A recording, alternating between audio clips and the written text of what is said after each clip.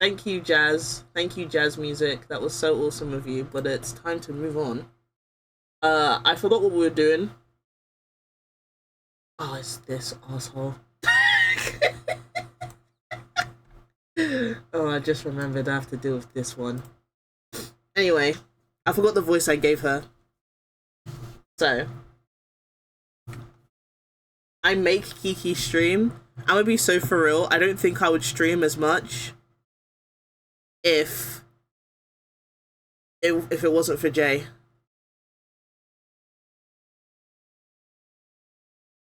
Oh my goodness, Jay switched immediately.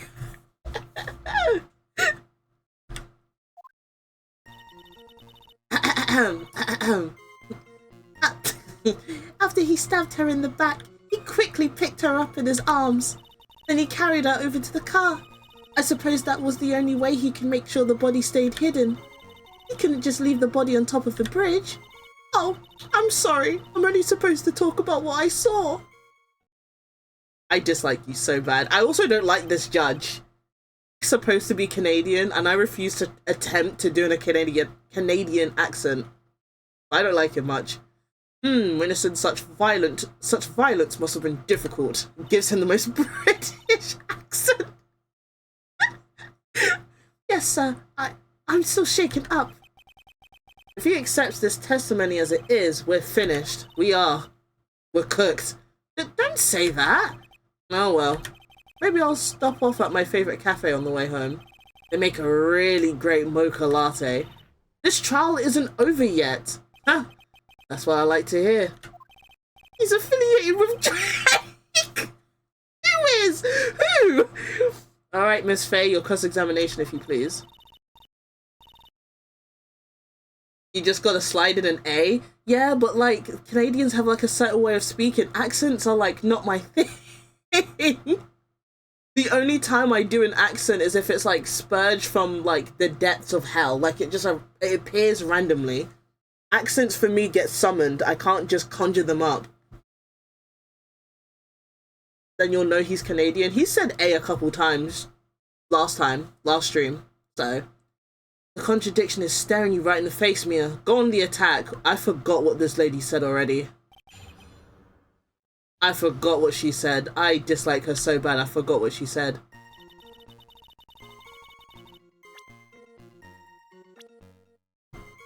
Why am I looking at you? I don't want to see your face, man. I want to look at my evidence. Okay, wait. So after he stabbed her in the back, he quickly picked her up. Then he carried her over to the car. I suppose that was the only way he could make sure the body stayed hidden. Oops, sorry, I have my walkthrough as well. Just in case I get stuck, I have to make sure my walkthrough's ready. He couldn't just leave the body on top of the bridge? Why, though?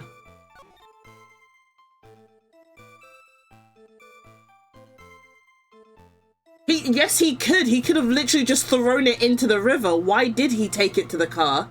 That doesn't make any sense. I'm already mad. I just started the game and you've already made me mad. You mean the defendant carried the body all by himself? Yes. Considering the side of the defendant, I don't think it would be difficult. Also, we're fatphobic now. I'm joking. Yeah, but let's remember that they were all on a narrow bridge that was ready to collapse. Is it even possible for him to have carried a dead body on the bridge like that? Why are you yelling at me? Well, the fact of the matter is that he did, okay? You don't know that, though. That kind of talk is just silly. Wow, why did he get so emotional all of a sudden? Miss Faye, if you think there's some other possibility, please share it with the rest of us. I don't know. I don't remember.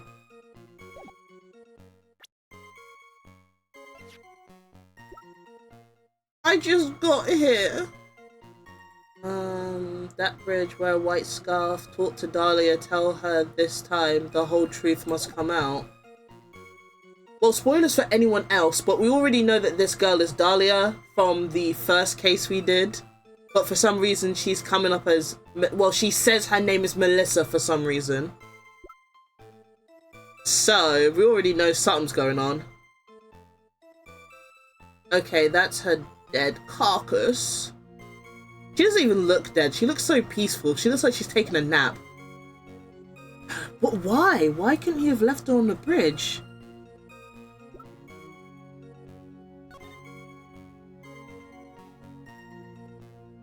Oh yeah, how did he stab her in the back?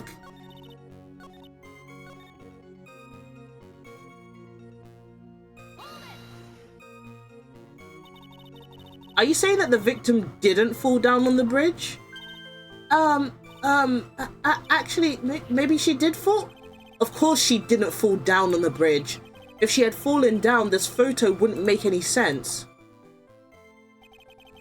If that was the case, her coat would have been all muddy. If you don't mind, I was talking to the witness. Yeah, get it, Mia. No need to be so rude. Ooh, I wanna... It's okay. Don't even worry about it. I'ma cook your shit later. Well, young lady? Of course she didn't fall down. The man in the prison uniform grabbed her before she could. Okay. Huh. But one step too slow. And then what did the defendant do after that? I'm looking at my walkthrough. I'm stuck.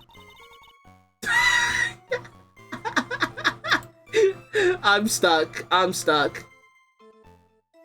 Statement 3. What was the third one? I should look at the walkthrough. I suppose that's the only way he could have made sure the body stayed hidden. Oh, so okay, I was correct. My theory was correct because he could have just thrown her in the bridge. Okay. On the bridge, in the river. I was on to the right thought process. How is that a contradiction though? I don't like this game. I'm joking, I love this game, but I don't understand. What? So the contradiction is that Melissa's saying that him putting the body in the car doesn't make sense because he could have just thrown her body in the river. I'm assuming that's what the contradiction is. A killer not wanting his victim to be found, I can understand that. However, the idea of moving the body for that purpose is clearly odd. There was a much easier way to make sure the body wasn't found. Well, what is it? Take another look at the map of the area and you'll see how. There is a river right below the bridge. Earlier, Mr. Edgeworth pointed out something interesting about the river. For those who are not aware, Eagle River, is well known for its powerful current. Both bodies that fall in are never recovered. Ah. In the kidnapping case 5 years ago, the victim's body was carried away and never found. If 10 murders were to occur on that same spot above the Eagle River, you can bet your boots that every other killer would have tossed the body in the river. True. I'm not sure if I care for the way you put that, Miss Faye. It's true though, but I must admit it does seem odd to have not thrown the body into the river. Oh. Well, Mr. Edgeworth? Ah, how sad. Perhaps Miss Faye would do well to try taking a dip in the river herself. Did you just tell me to kill myself? What does that mean? After all, you claim to be such an expert in the ways of nature. All I did was just repeat what you said. I'm confused on what you're saying to me. What are you talking about?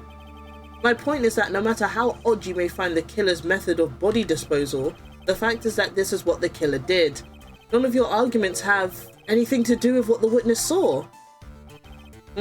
Quite true. I mean, I guess. Miss Faye, it seems that your whatever that word is without merit after all. But what the witness claims to have seen is totally ridiculous. Surely you can't deny that the body was found in the trunk of the car. That's certainly consistent with what the witness has told us. Ugh. Please, witness, go on with your testimony. I'll try. All you have to do is tell us only what you saw. Otherwise, the mean lady might yell at you again. Who is he talking about? Alright, I'll do my best. I dislike you so bad. They carried her over to the car. The killer broke into the trunk of the stolen car and hid the body in there.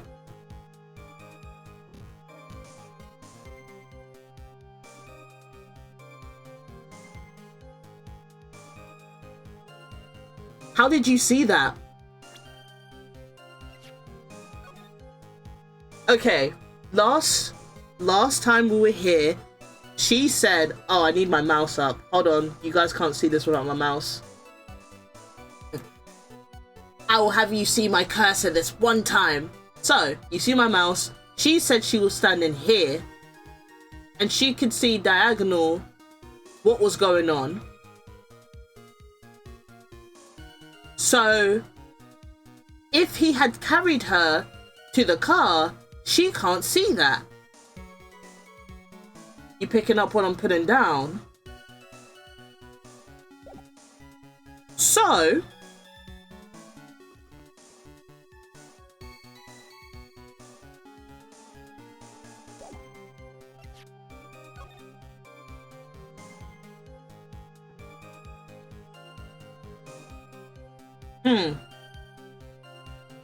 I think I should present that.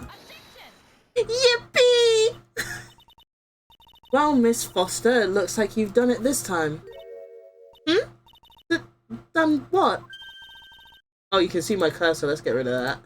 Hee. You don't get to see my cursor again. Goodbye. Made a crucial mistake. A crucial mistake? What the fuck? A crucial mistake? Like what, Miss Faye? The killer broke into the trunk of the stolen car and hid the body in there. You're saying you saw that, right? With your very own eyes? Yes. And? It's simple, Miss Foster. Take a look at the diagram. The place you claim to have taken the photo from that day is here. Do you see what I mean?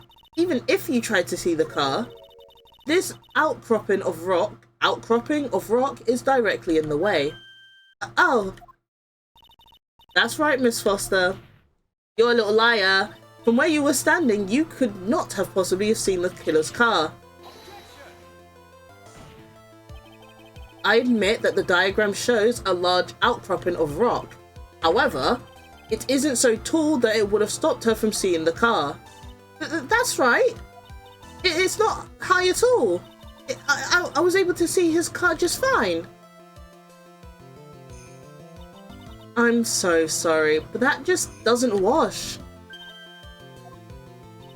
I believe it was the witness who presented this as evidence to the court, yes? This is the location that the photo was taken from. Your own photo tells the whole story. Damn, that's crazy.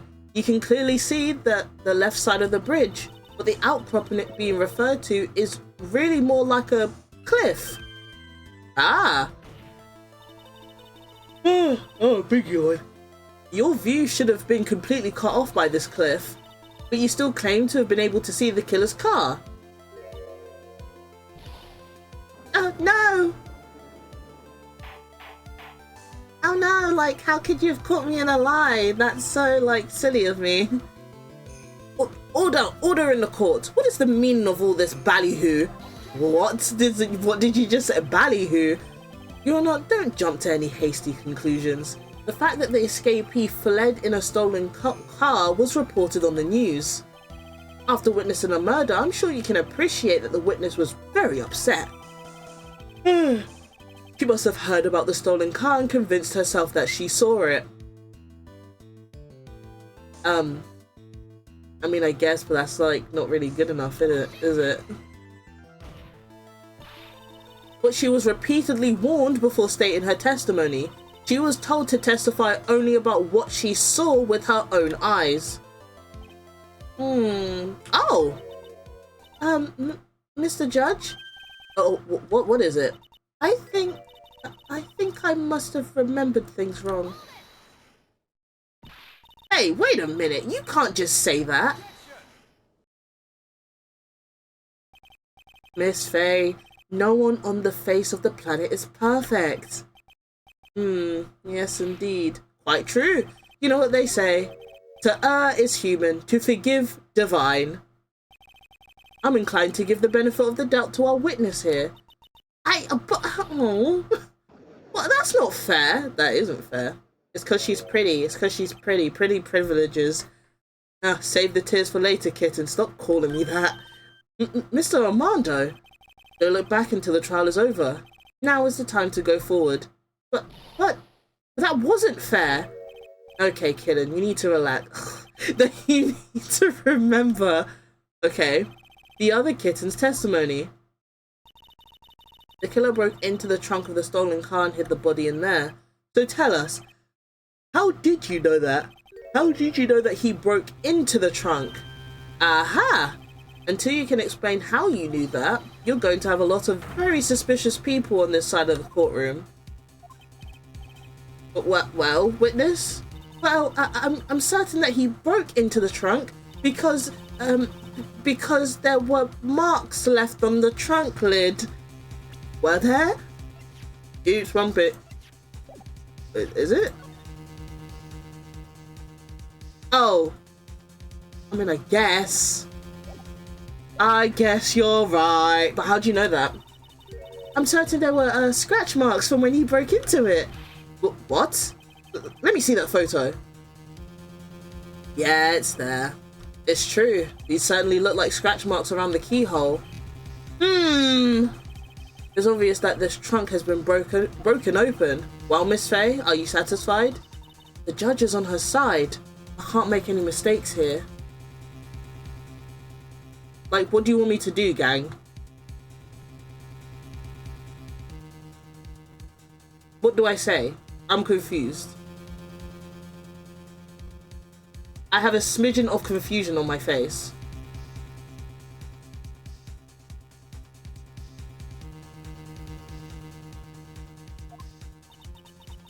What she just said, is there a contradiction in there somewhere?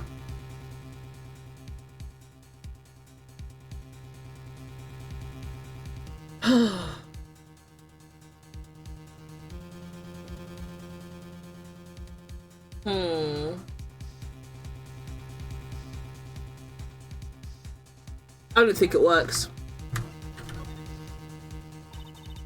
Sorry, gang. Sorry that I have to sit here and have to think about it for like 50 years before I make a decision. Melissa Foster, it looks like you finally betrayed yourself. What? You said you were in a field taking photos of wildflowers, but even so, you knew about the scratches. The question is when? When did you get a chance to see those scratches?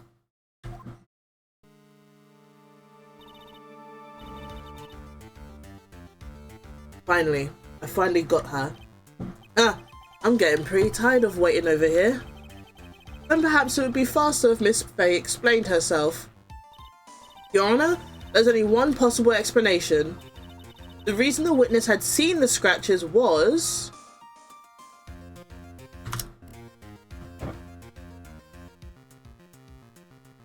she happened to be passing by does not make any sense, because if she was passing by, then obviously the guy would want to kill her for being a witness. She's the owner of the car. I don't really... No, that doesn't make sense because we have proof that she's not the owner of the car because it was stolen by a couple, from a couple. So I guess it's the middle one. I love guessing and being correct. There's only one way that the witness had the chance to see those scratches. Yes, what was it? Naturally, when she opened the trunk and stuffed the corpse in herself. The person who really hid the body in the trunk of that car was Melissa Foster. It was you that did it, wasn't it? That's ridiculous. I could never. It was the man in the prison garb. He's the one that... I don't think so, Miss Foster. If Mr. Falls had been the one that put the corpse in the trunk, he would have simply used the car keys. There was no need to break it open. But he stole the car. He stole it from a young couple that had been waiting at a red light. which means that the key would have still been in the ignition. Oh, I see. Thank you for telling us about the scratches, Miss Foster. Without that, we never would have uncovered the truth. It couldn't have been Mr. Falls that put the body in the trunk. No! Preposterous to even suggest that the witness put the body in there. If that were true, then how do you explain the photo that she took? The corpse could have only been put in the trunk when the incident occurred. And we already know that at the time she was taken. Now's your chance, Mia. Finish this thing. Doesn't her camera have like a timer? Didn't she say that? Yeah, it has a tripod. Duh, it has a tripod and a timer on it. On the contrary, I'm not so certain about that anymore, Mr. Edgeworth. Gah. There's no need to think too deeply about it. What I'm saying is the shutter for this may not have been pushed by Miss Foster herself. Please! Oh, okay. I don't think you can make a mistake about it. Take a look at her camera. It has a timer built into it. Even a mini tripod. Almost as if the camera was bought just to take this picture. What are you trying to say then, Miss Faye? That when the crime occurred, Miss Foster wasn't in the field as she claimed? That's exactly what I'm claiming, yes. But if she really did use the camera auto timer, then the answer is yes, she was somewhere else. Exactly, she was not in the field. Okay, where the fuck was she then?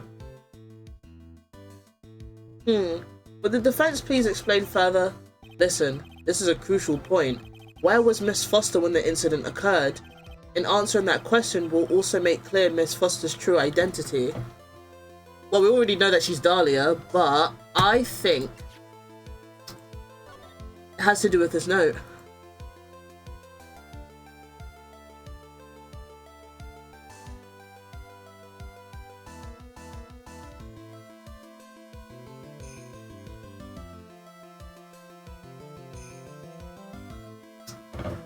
Right.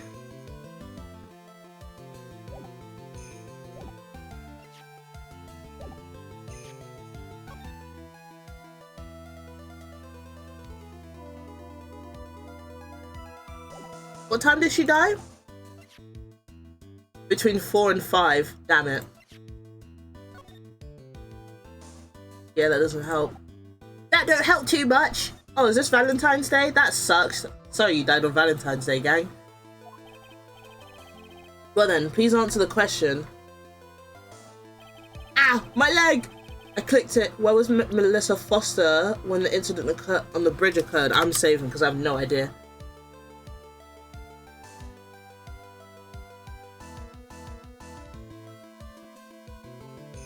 This is a stretch. This is the biggest stretch ever. And I'm godlike if I'm correct. Naturally, the witness was right here. But that's where the victim, Miss Hawthorne, was standing. I am so goated. Wait, oh yeah, Miss Hawthorne, because, what's her name? Valerie Hawthorne, yeah.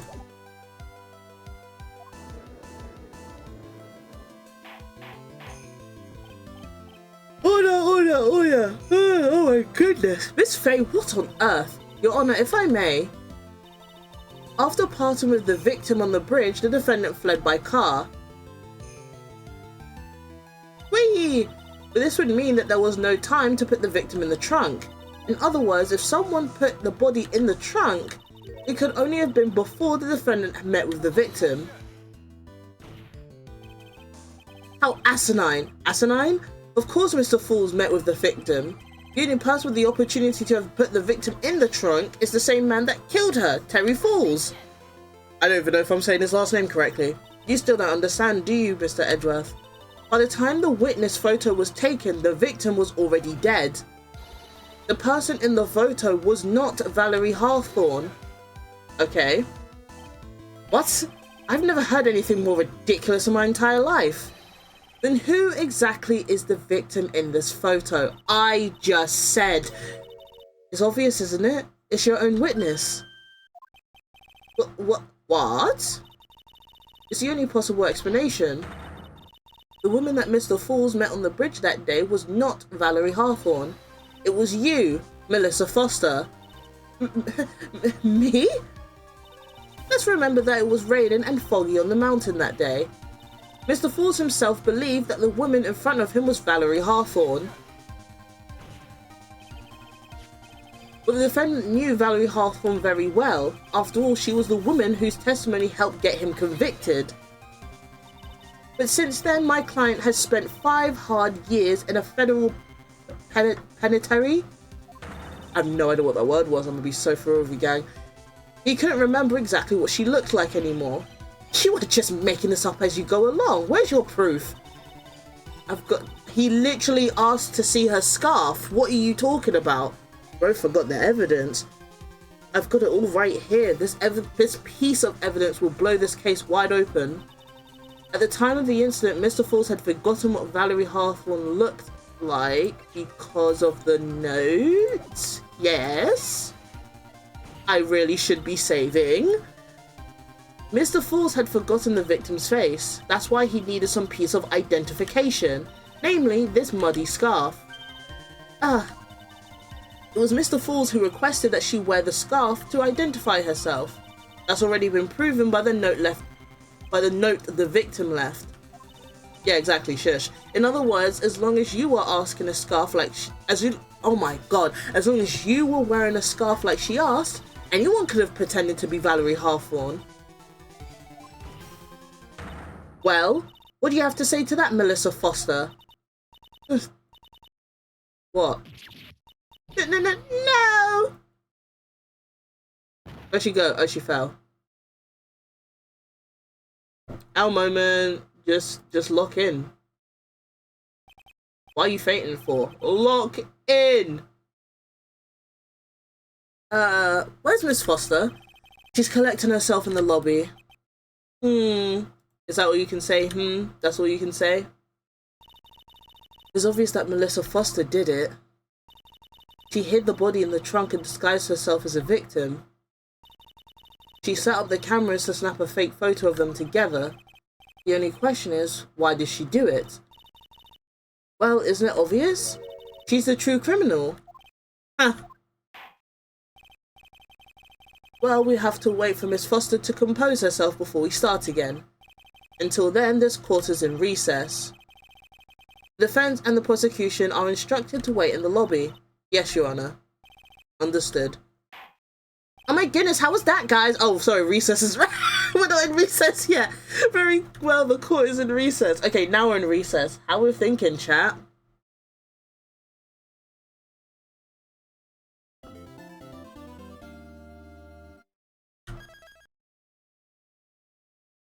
Hi, Reaper. How you doing?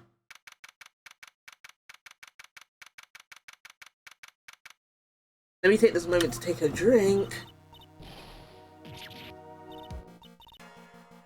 That just started going off on its own. I'm not even ready. Hold on, gang.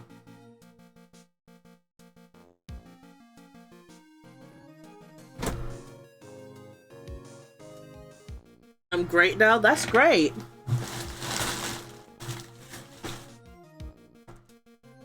Sorry, I was getting rid of something on my screen. There we go. I'm great now? That's great.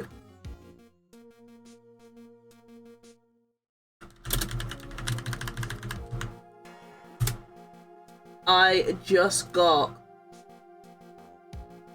a DM for like a model. Oh my goodness. I won like a raffle ages ago. And I got like a chibi model out of it and I completely forgot that I won. I completely forgot I won until recently. I have like now 3 chibi models.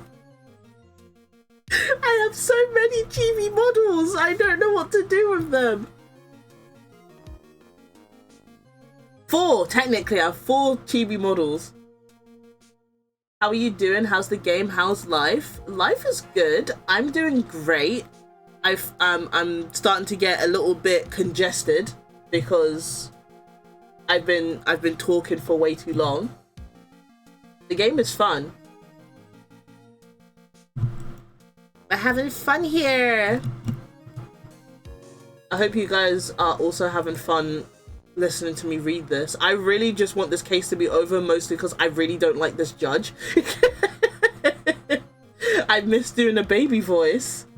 I miss my baby voice judge. Yeah, let's continue. But yeah, I hope you're doing great, Reaper. I hope life is good. Some eek. I'm sorry. I'm sorry. I want to say thanks. You're real good. You really hooked me up. Thanks. We're almost there. Once I prove that she committed the crime. Yeah, but there's one big obstacle we've got to get past. Obstacle? Yeah. Motive. Why would Melissa Foster kill that policewoman anyway? Motive, huh? I already know it, because we already know that her name's Dahlia. I already know what her name is. But I guess we have to just prove that she's Dahlia, innit? Yes, I enjoy watching you play this game. Oh my goodness, thank you. Hopefully in the future, I can start playing the Professor Layton series, because the only 2 games I have played from Professor Layton is Pandora's Box and Heart of Curious Village.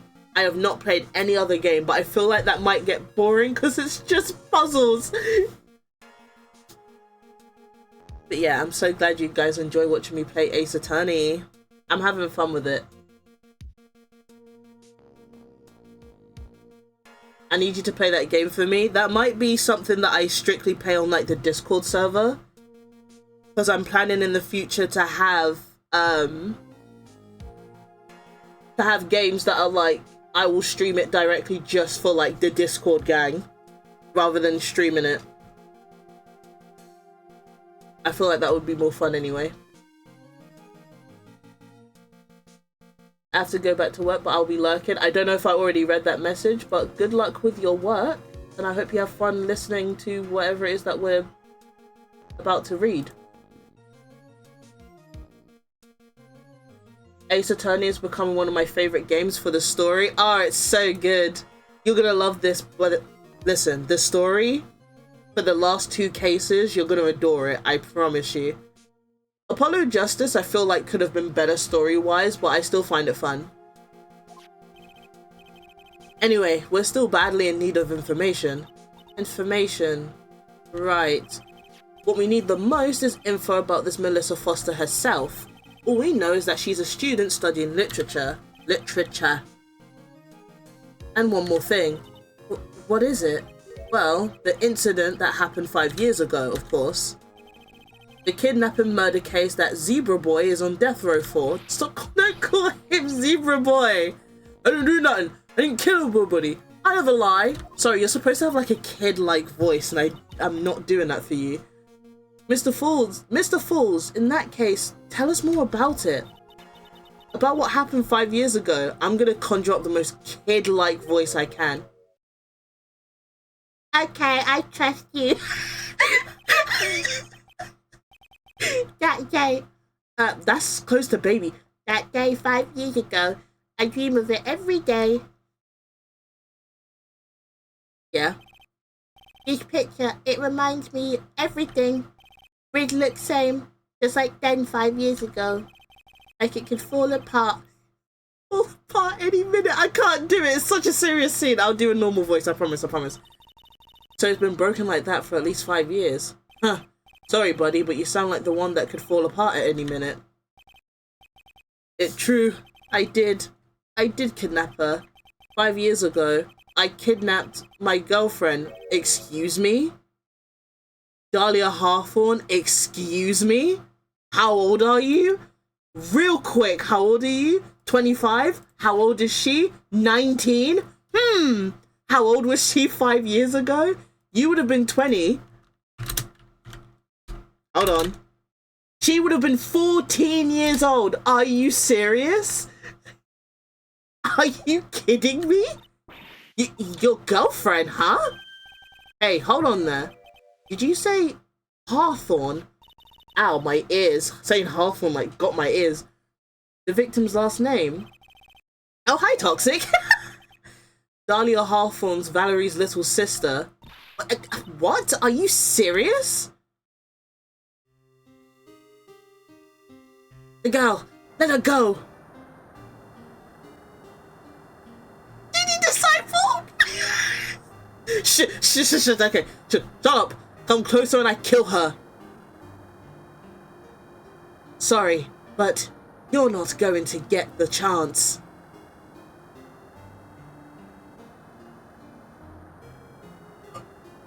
Sorry, I'm drinking. The detective back then was Valerie Hawthorne.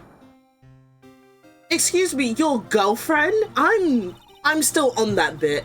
At first I thought shooting someone for a kidnapping was crossing the line, but if it was to protect her little sister, I can understand why she did it. Also, 14? Wrong. No protect sister. Valerie betrayed me. Betray us. What do you mean she betrayed you? Everything. All lies. All make-believe. The kidnapping too. Pause. Time out. Time out. Time out. Time out. So, you at 20 years old was dating Valerie's little sister who was 14 years old. That's on the side. But the kidnapping and the shooting and the river, that was just not real. That was just made up.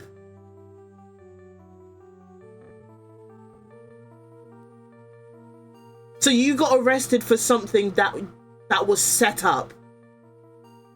It was a fake thing set up and you got put on death row for it. Am I understanding that correctly? A make-believe kidnapping? Dahlia, my girlfriend, my love, my... I'm not even reading that. Ugh, did he actually say my teen angel? He's seen one too many soap operas. Ooh, I have so many words. I do anything she says. Anything Dahlia says. Anything Dahlia said? Hold on a minute. What you're saying is that the kidnapping 5 years ago was planned by... Sorry, did I do 19 take away by 4 or 19 take away by 5? Yeah, it was 14. Okay, she was 14. Yeah, me and Dahlia and Valerie too. Excuse me? Valerie was in on it? Dahlia's family's rich. Jewelry business. We get one jewel. That's what we thought. Me and Dahlia won't kidnap. No, we send to her dad. Ask for $2 million diamond. Tell him make exchange on Dusky Bridge. We tell him Valerie make transfer because she knew detective. Having a police detective in your pocket is a useful thing, alright? So, Dahlia... Okay, if I'm understanding this right, okay? If I'm understanding this correctly, I need to sit up for this because I'm locked in. Dahlia and Valerie told him to join in on a plan to pretend that he's kidnapping Dahlia for $2 million. Am I correct? I'm so genuinely, oh my goodness. The tea is teeing, the tea is piping. Apart from the 14-year-old thing. Oh, I didn't read that sentence. They were planning to split it three-way. Oh, okay, they were gonna split 2 million three-way. Yeah, but that woman. Okay. That woman, Valerie, she do it for real. She shoot at me for real. Me and Dahlia. Oh, she must have changed her mind last minute, maybe. I was shot an arm. Dahlia, she jumped in the river. Jump? You don't mean she jumped on purpose, do you? I couldn't do it. I could never push her. Anyway, I blacked out, wake up with police all over, and that's when they decided to give you the death sentence. I couldn't believe it. That woman, she betrayed me. Apart from like the whole Diddy nonsense going on, death row for kidnapping is crazy. Just for kidnapping, and they're just like, yeah, death penalty. What? Never get on the law's bad side in this game, my goodness. That man, Terry Falls, he killed her. He threw her off the bridge. Oh, you're on death sentence. Oh, okay, because they thought you killed her. Okay. He threw my beloved sister into the roaring river 40 feet below. These 5 years, all I wonder is why? Why? That's what the note is about. To tell her that the truth must come out, that they both lied. That means Valerie knew her sister was fine.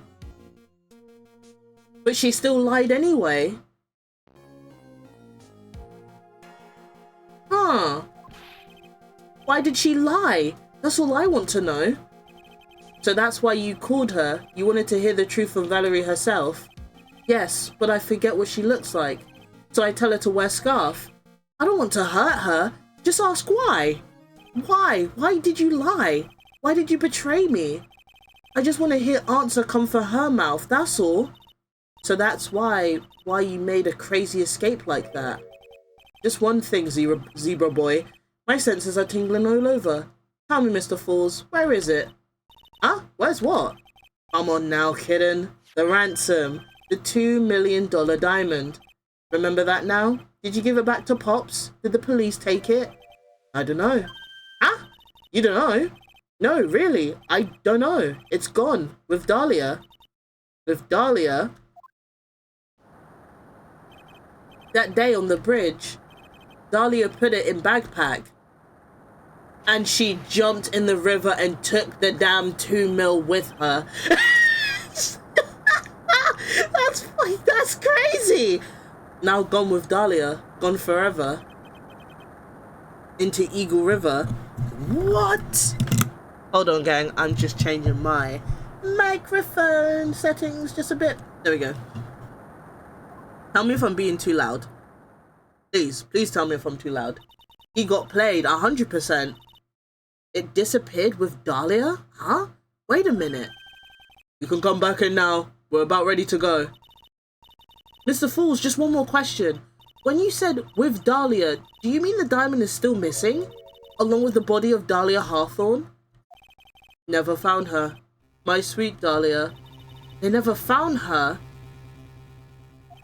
Swallowed by river. Gone. Dahlia. Not saying that sentence. The moment I say I'm not saying that sentence, someone else fucking repeats it. Your teen angel. How old was she anyway? Just 14. 14? I guess you were robbing cradles before diamonds. She plans a fake kidnapping and disappears into the river with a rock worth 2 million. I'm going to be so for real. I wish I was that smart at 14 years old. Because what? What? What 14-year-old is able to come up with like a master escape plan like that? And then have the balls to drop into a river. Just to jump into a river. Like at 14 years old, you played a guy who's very clearly mentally ill in some capacity. Play your sister, jump into a river with 2 mil in your backpack, and then disappear and fall off the grid. Like, hello? Man, oh man, angels these days. She played a predator, 100%. Falls takes the fall. Terry Falls. Oh my, is this gay? Is his name a play on word for something fall? And gets a one-way ticket to death row. Is Dahlia Hawthorne an angel? Is she really a demon? A demon. She's a demon. It's time, kitten. Don't call me kitten after what I just had to hear. It looks like we have a few more aces up our sleeve now. You bet. The training wheels come off now, Mia. You've got to strike when the iron is hot. That's one of my rules. Remember it. Because the thing about it is this is such like a iffy thing too, because he's not just a predator, but he's like a mentally ill guy as well. It's like a 2-in-1 thing. So she just completely just messed him over as badly as she could.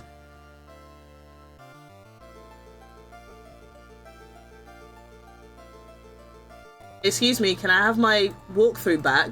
Thanks. I'm gonna need that, because this is gonna be rocky. Now then, let's continue with the trial of Mr. Terry Fools. Witness, are you feeling better? Yes, Your Honor. I'll try my best. You're a brave young lady. Not this again. I can understand a defense lawyer wanting to get her client off the hook. However, to try and pin the crime on an innocent student is... What are you talking about? My witness is not the person on trial here. She's an innocent bystander who witnessed a violent crime. That's all. What possible reason would a girl like this have for murdering a policewoman? It's certainly hard to imagine this woman as a murderer. Her motive, huh? I figured that's what I had to establish next. Well, Miss Faye, do you have any evidence of a motive? Yes, of course. I think. Huh. You're still acting as tame as a kitten. Kitten. Mr. Armando, shut up. Sorry, listen. A lawyer is someone who smiles no matter how bad it gets. Smiling on the outside is your gut, while your guts are twisted in knots is the mark of a pro. Maybe so, but I wish you would quit grinning at me like that. Excuse me, may I speak, Mr. Judge? Of course, Mr. Judge is ready anytime you like. Yeah, you're another one. You are a wrong'un. Hold on, I need to get my cardigan. It's cold. I'd like to say something. Okay. Some people here are suspicious of me, right? That's why I at least wanted you, Mr. Judge, to know that it's not true. Oh, save me the tears, bro. I see. You're such an honest and upstanding young lady. It looks like this witness is a real professional. What do you mean? Look at that 100-watt smile. Just when things are darkest for her, click, she lights right up. You know what? As much as I don't like her, I have to respect it. I have to respect it. Because the way she can easily play people as like she's breathing oxygen is insane to me. I have to respect it, but I also hate her, so very well then. Let's hear what the witness has to say.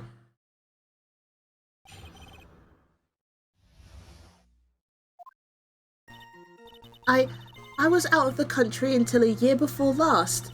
Until I entered college, I've never even been to Eagle Mountain before, and I certainly don't have any reason for wanting to hurt a police officer. Holding a grudge and killing the officer who testified against you 5 years ago? Or kidnapping a poor girl? I just think the defendant is a terrible, horrible monster. Out of the country, eh? Precisely. Furthermore, she has no possible motive for committing murder. Does she have, like, proof that she was out of the country? No plane ticket, no nothing? Like, hello? Indeed. You up to bat, kitten? Sharpen those claws and put on your best smile. Yay! My best smile makes me gonna look like I need to poo myself, gang. I don't know how lawyers do it. How do lawyers get up on trial and not cry every single time? You bet. Somehow I have to tie her to this case. Alright.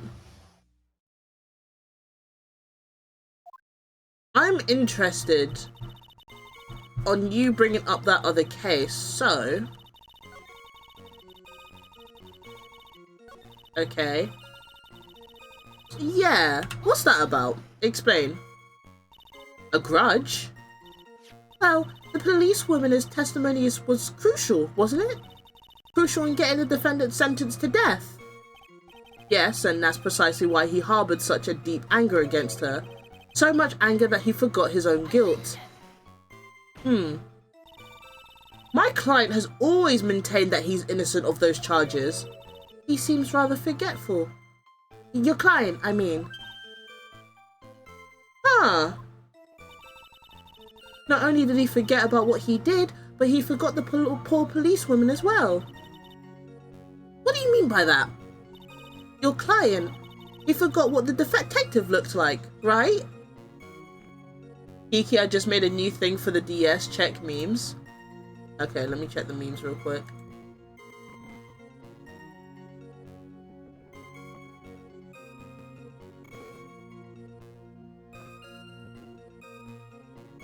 Oh my god!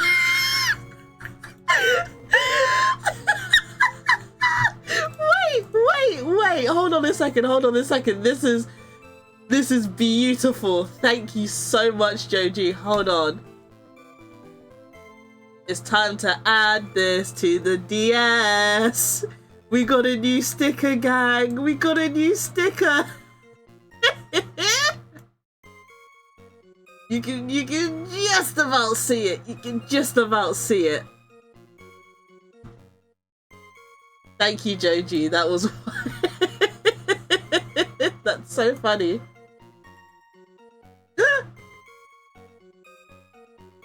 I'm gonna be so for real. I'm so shocked by how, like, where this has turned. Hold on, I had to respond to someone, but I'm ready now. I need to make some more. It's just so awesome. I'm gonna be sad. I don't want to get rid of them when I'm done with Ace Attorney, but I'll have to, won't I? What was it? Your client, he forgot what... Oh, yeah, I read that already. It's too bad for her that he didn't forget about... What? It's too bad for her that he didn't forget about her testimony as well. What do you mean by that? Explain yourself.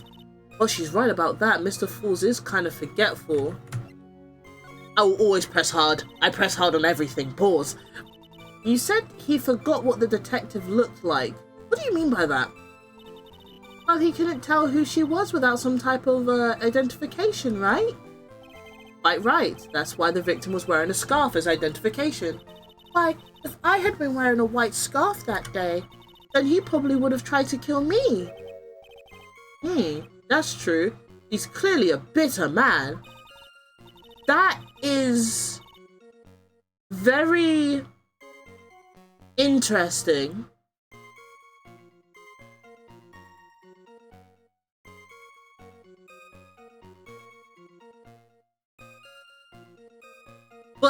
But Melissa appeared and she wasn't wearing a white scarf. So that still doesn't track.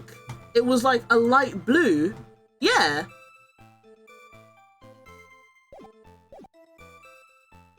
This is bad. Mr. Fool's reputation just keeps getting worse and worse. Listen, let it get worse. He's a pedo. So, but I'll help him with the murder charge because I'm not getting him convicted for being a pedophile. It's a murder charge. Whatever. Sometimes it's best not to poke too deep. What should I have done? What should I do? Oh, have it. Add it, man. Just add it. Your Honor, what the witness said just now was tremendously important. I'd like it added to the official testimony. I'm gonna save and present the scarf for funsies and see what happens. The prosecution has no objection. Well, I wasn't asking you. It's a good thing I wasn't asking you for permission, you stupid little cravat wearing dumb. Go back to 1940s, man. It's like... After all, the defendant is a killer and a mentally unbalanced one at that. That testimony only helps further prove that point. I totally knew you were streaming. Hi, Bailey. Hi. How are you doing? No, that's not why I... Enough. Witness, if you would. My pleasure, Mr. Judge. Yeah, you're cooked. You're cooked. You're done. Oh, let me save. You're done. You're cooked. Get out of here. I didn't even know if that was gonna work. I got really cocky. Imagine if that just didn't work. I would have gotten cocky for like no reason. Not the forget me, please. Oh, the sticker. Sorry. No. Ah! Ah, what happened? What's going on? You guys all right?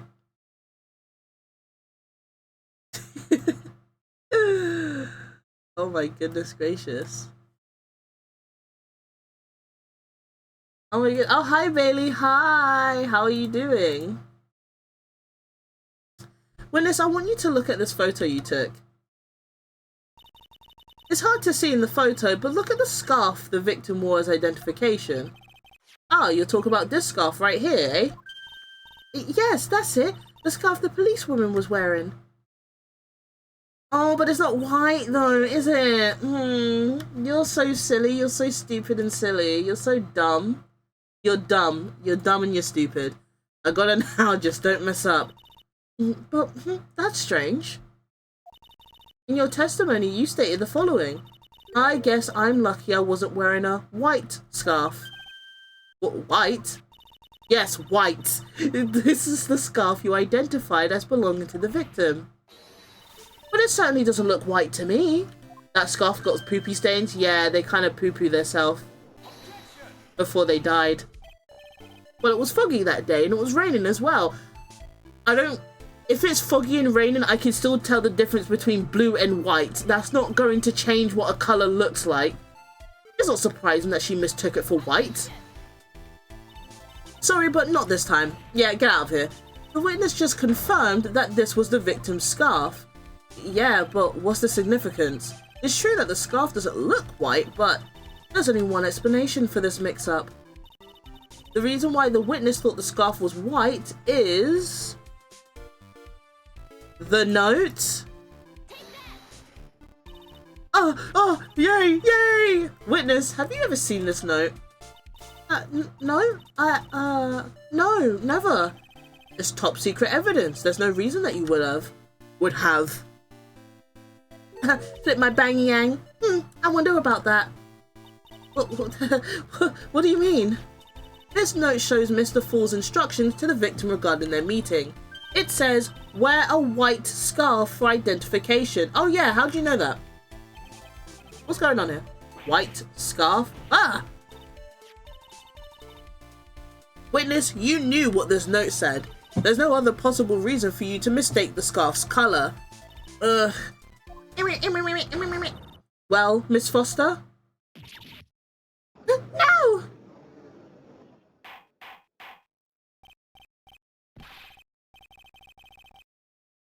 Order, Mr. Edgeworth. I'm waiting for an explanation. Yeah, explain. Explain to the judge, you dumb. You dumb. I want to call you words that I can't come up with right now because my head's empty. I'm quite sure this note wasn't leaked to the public. And yet, this witness knew exactly what the note said. What? At the time of the murder, the number of people that knew were quite limited. Terry Falls is one, the person who wrote the note, Valerie Hawthorne, is another, and finally, one more person. Did you say one more person? That's right, a person that no one would have suspected. Have you figured it out, kitten? You need to stop. Can you come up with like a new nickname? Any. I'll take MILF, but not kitten, please. The third person that knew the contents of the note was...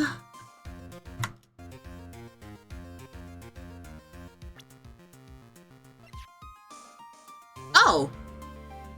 I had no idea that she was added. Boom. And that person is Dahlia Hawthorne. Dahlia Hawthorne? I'd never heard that name before. Look at the victim note. This is what it says. Talk to Dahlia.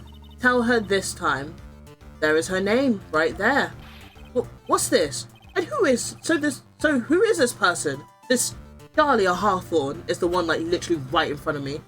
Hi Velvet, how are you doing? Sigh. Miss Faye must be desperate if she's trying to bring the dead back to life. The dead? Dahlia Hawthorne was the victim's deceased younger sister. She was killed in a crime 5 years ago. Killed in a crime? You don't mean? Yeah, she was kidnapped and killed by Terry Fools. Fling the bang yang. You said she was killed, but was she really? What are you implying? Of course, people thought she had died 5 years ago. Kinda bad, not gonna lie, but fuck it, we bore. That's okay, we just found out that Terry Fools is a pedo, so it's okay. There are worse people out there. If you feel bad, at least know that you're not Terry Fools. That is the worst pick-me-up to ever give to someone. When she fell off the Dusky Bridge and was lost in Eagle River, however, her corpse was never found. How far are we in this case? Okay, let me read the rest of this and then I'll give you I'll give people who missed it an update to what happened. She was declared legally dead 5 years ago. Legally dead does not mean that they're dead, dickhead. What? Certified look, that's... As far as the law is concerned, Dahlia Hawthorne is officially dead. Okay, but she isn't, she's right there. But the fact remains that her body was never discovered. Dahlia Hawthorne was 14 years old 5 years ago. If she was still alive, she would be 19 now. Melissa Foster. I believe that's the same age you are. Ah! Even you couldn't. Miss Faye, you're not saying. Flash the bang yang. But I am. That's precisely what I'm saying. This witness before us is the girl that was kidnapped and killed 5 years ago. This girl is in fact Miss Dahlia Hawthorne. What? Nice work. That was like tossing a grenade into a three alarm fire. But unless you can tie all the loose ends together, you're nothing but a hit and run arsonist. Maybe I like being a hit and run arsonist, you don't know me. I understand.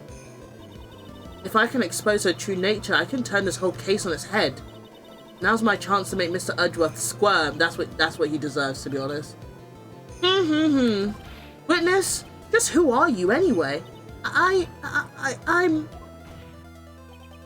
didn't think it'd come to this. That's enough.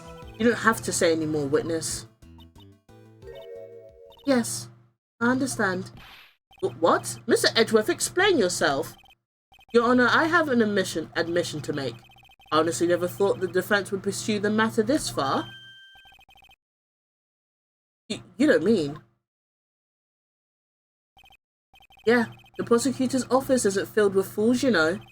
Naturally, we conduct full background checks on all of our witnesses. What did he say? Huh, it looks like the kid knew. He knew her true identity from the get-go. No way! But then why? He wants to win. He wants to win. Of course he's not going to do it if he doesn't have to. If you hadn't revealed her secret, he wasn't going to say anything about it. All he wanted was her testimony. So he made a little trade. Let me introduce you to the victim's younger sister, Miss Dahlia Hawthorne. But, I thought she died 5 years ago. We thought so as well. But, well, as you can see. Why? Why did she hide her identity for 5 years? That has nothing to do with the current case. She was merely an accidental witness to a crime. I say baloney. Accidental? I don't believe that for a minute. For the last 5 years, she's been playing the role of victim. And now we find her acting suspiciously at another murder scene.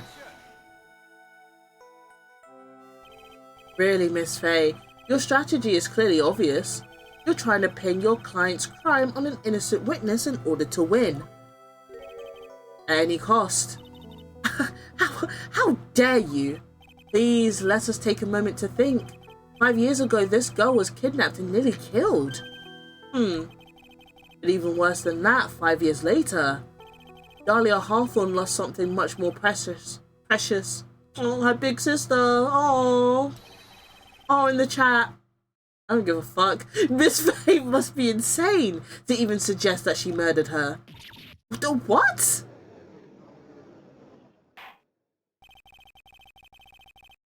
I'm inclined to agree with the prosecutor's logic. Miss Faye, do you have any evidence to back up your assertion, whatever that word is? What possible reason could this witness have for killing her beloved sister? Her note? Well, you see,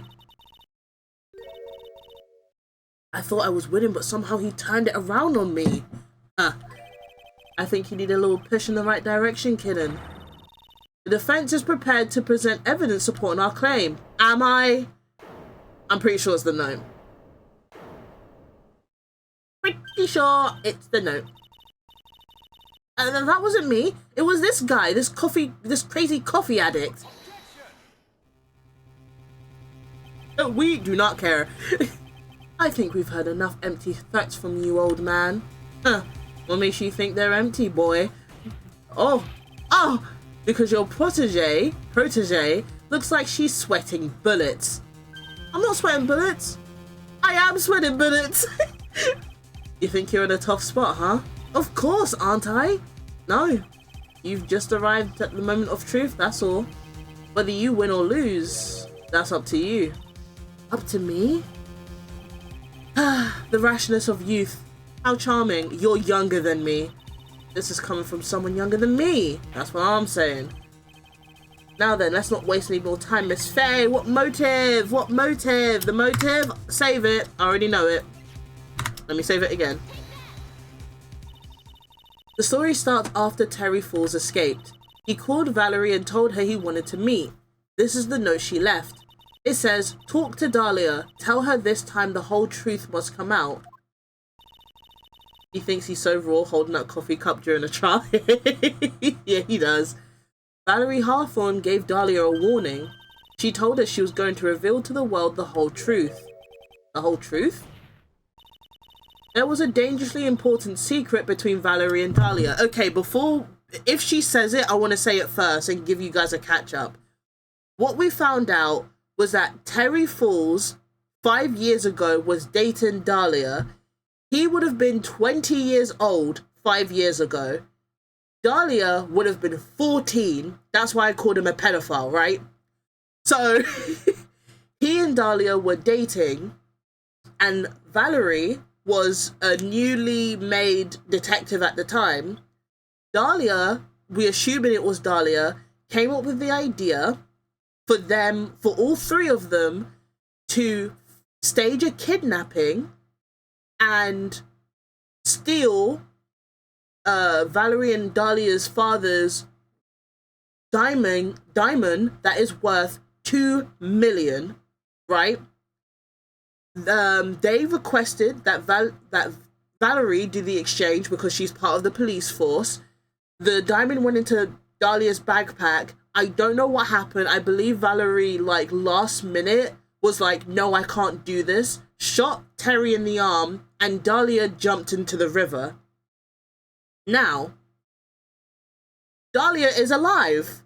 That means Dahlia has the 2 million diamond. And that's been this whole thing. Terry did not want to kill her. He just wanted to know why she lied in court and said it was all him, when in reality all three of them had agreed to this. So we have now found out that Dahlia, at 14 years old, not only staged this, but just took advantage of a mentally ill pedophile, which is interesting. Very interesting indeed. And so yeah, that's the catch up. That's the reason Dahlia felt she had to kill Valerie, to keep her mouth shut permanently.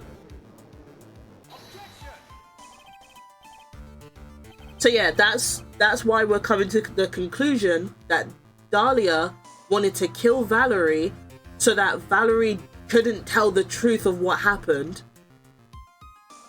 Because if she told the truth, that means Dahlia would go to jail and probably get the death penalty. Like how Terry got the death penalty. Because Dahlia knew that no one was going to listen to Terry because Terry is mentally ill on top of everything. So as much as Valerie said what she said, they weren't going to listen to Terry anyway because he can't really speak good. So there's just a lot of things going on. Bro's big braining over here. She was big braining at the young age of 14 years old. I have to respect it. I have to respect it. I hate Dahlia so bad, but I can't help but respect it. Because what 14-year-old is going to be that smart? Like, what? A terrific story, Miss Faye. If you like fiction, that is. Enlighten the court, Miss Faye. What was this secret that was so important? Where's your evidence? Dahlia and Valerie Hawthorne and Terry Falls. There's only one important secret that connects them all. Oh yes, I know the secret. Your Honor, the defense would like to request further testimony. What testimony? Regarding the kidnapping 5 years ago. We believe it will explain a lot of things, such as the nature of the important secret between the Hawthorne sisters. She's such a bitch, but she's a genius. She really is. I cannot wait for us to get to the last case, because the way this chick big-brained it to as far as she did, you can't help but like want to applaud her for it. It's so insane to me. Very well, I grant your request for further testimony. I know it would be painful for you, but can you enlighten us? I couldn't read that sentence for a second, but can you enlighten us once more? My little maple leaf. Yes, I'll try, Mr. Judge. Turn on the old charm one more time, Dahlia. This will be the last time you hide behind your womanly wiles. Yeah, where? Excusez-moi? She's just girl bossing. Why are you jealous for? She's just girl bossing, dude. Why are you hating on her for? 5 years ago. I think our current judge needs to be, like, investigated. 5 years ago, I was kidnapped by Mr. Falls. Uh-huh. The ransom price was a raw diamond. My sister, Valerie, brought it to the bridge. After she made the exchange, she shot Mr. Falls in the arm. That's when Mr. Falls tried to kill me by shoving me off the bridge from behind.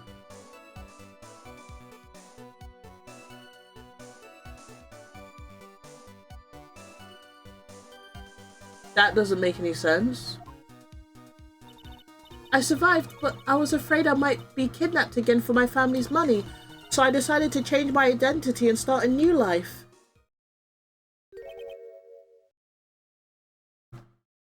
I'm looking at this map again.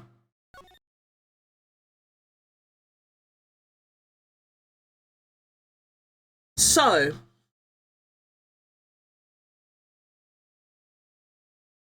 if he pushed her from behind, I'm pretty sure she would have hit the rock.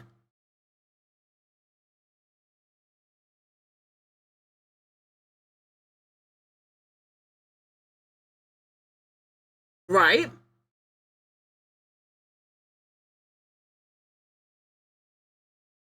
Whatever. I'm presenting that. I don't even care. I'll save it beforehand, but I think that doesn't make any sense. The kidnapping left her emotionally scarred. With her sister's help, she left the Hawthorne family and started all over again. Wait, where was she standing? Okay, hold on. Let me, you guys get to see my cursor once again. So, these two were standing in this, I should change my cursor color so you guys can see it. But they were standing here. Those two, Terry and Dahlia, were standing next to each other. If he pushed her from behind, either she would go forward towards Valerie, which wouldn't make any sense, or she would go backwards where the bedrock is, right?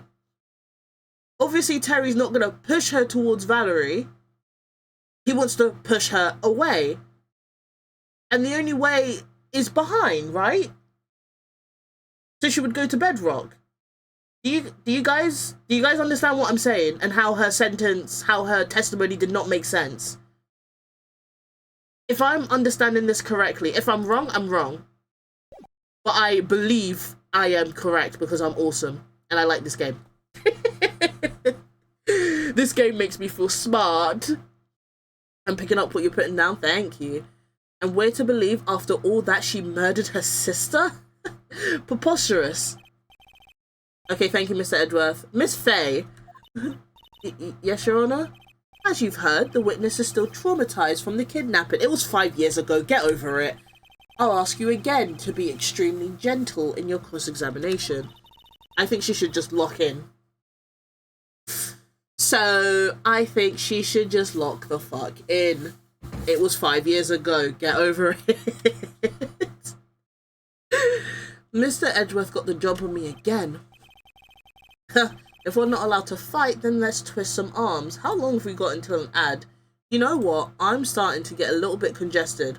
So we're going to have an ad in a minute. Listen up. We still got that info. That ace up our sleeve. What info? Come on, kidden. Don't say you've forgotten already. The fact that the kidnapping 5 years ago was staged. That's right, it was a fake kidnapping. Harry Fools told us that in the lobby. I do anything she says, anything Dahlia says. So what you're saying is that the kidnapping 5 years ago was planned by, yeah, me and Dahlia and Valerie too. Yeah, that's it. The fake kidnapping is your best shot, Mia. That's her secret. Alright.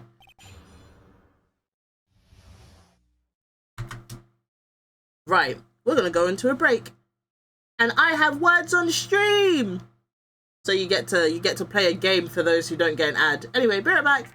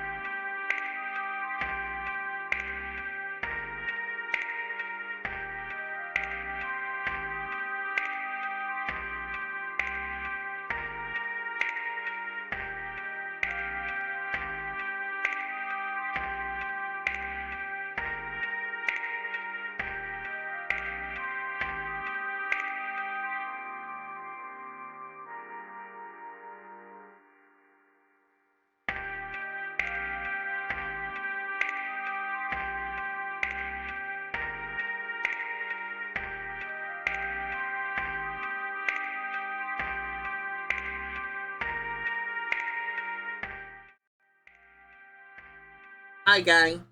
Did you did you like that game of words on stream? I hope you enjoyed it. I was trying to get it to work as a browser source, but I might have to try that again next time. That was fun. That was fun. Anyway, let's get the game back up. I got so distracted by words on stream that I just didn't like do anything that I was supposed to.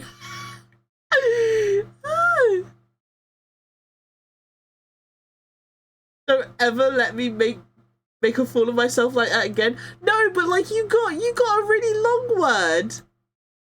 That was good. I wouldn't have thought of alcohol and then I got satisfied, so it's fine. I'm so bad.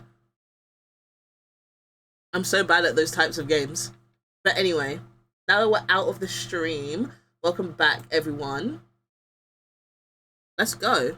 Let's get this over and done with. You think we're gonna finish this trial? I've only been streaming for 2 hours. I could get this trial and part of the next trial like out of the bag. Or part of the next case. 5 years ago I was kid. Oh right, yes. Never mind. All right, I remember what I was doing. Your fourth one made no sense to me. Yeah, this one don't make no sense, darling. Please be right, please. What did I say? I deserve a yippee. I deserve a round of applause. I am the next Albert Einstein. I won't go that far. You say that Mr. Falls pushed you into the Eagle River. However, that's hard to believe.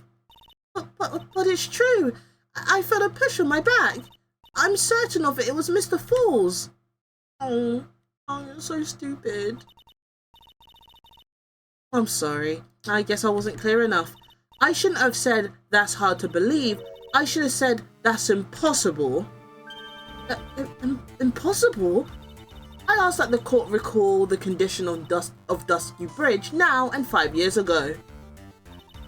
That bridge hasn't changed one bit in these last 5 years.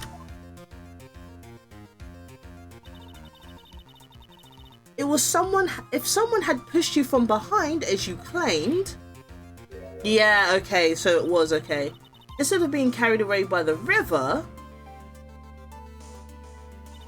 you would have been smashed by the bedrock below. A most certain death. Do you understand now, Dahlia Hawthorne? The very notion that my client pushed you from behind is impossible. Ah! That's how she screamed. It was, ah! Your Honor, this event occurred 5 years ago. Why, for all we know, the water level in the river may have been higher back then. Okay, she would have still hit rock, dickhead. Like, I don't think you understand the science behind it, that when you fall from a greater feat, the higher you fall, the deeper into the water you go.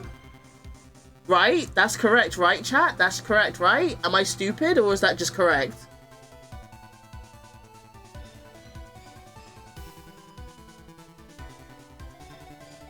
Okay, but you'd still hit rock edge well? Okay, I'm so glad.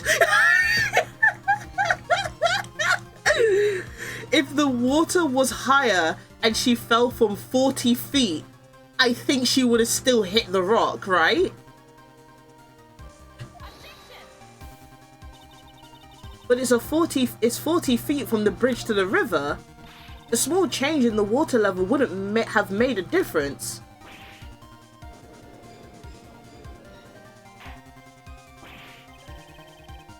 You're right. Okay, well, they said I'm right, so I'm assuming I am. I mean, it depends how high he's talking. But it's a river. How high could it really go? You know what I mean? So even if it was like, even if you had like a storm, the water wouldn't have risen that much. Well, that much compared to a 40 feet drop. You know what I mean? You definitely still hit the rock unless the water level changes drastic. Yeah, because I'm thinking there's no way the water went like, I don't know, halfway upwards. Because then she would, this trial would not be happening. You know what I mean? Well, I mean, the trial probably would still be happening, but like, things would be different. They wouldn't have thought she was dead.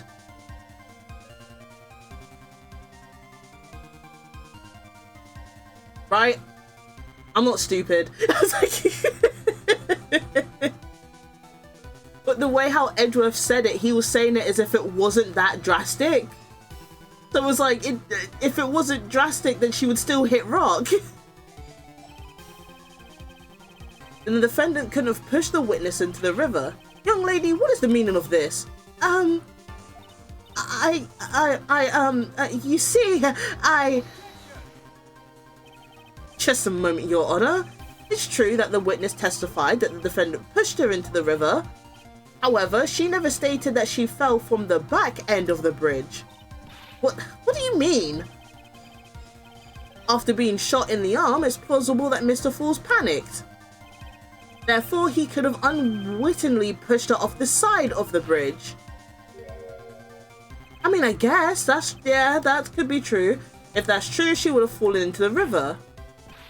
Well, Miss Hawthorne, is Edgeworth's explanation correct? Hold on. What do the sides look like? No, wrong thing, sorry. No, he couldn't have pushed her into the side. Yeah, if he pushed her to the side, she would have hit these thingies. Can you still see my cursor? Yeah, she would have hit these. So it's not possible. Do you guys prefer it if you can see my cursor, or is there like no difference? Now that you mention it, I do remember now. When I fell off the bridge, my skirt got caught on one of the bridge's side wires. You can't be serious.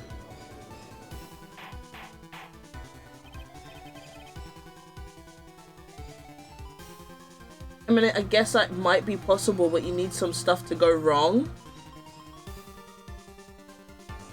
Oh, to get pushed into the side.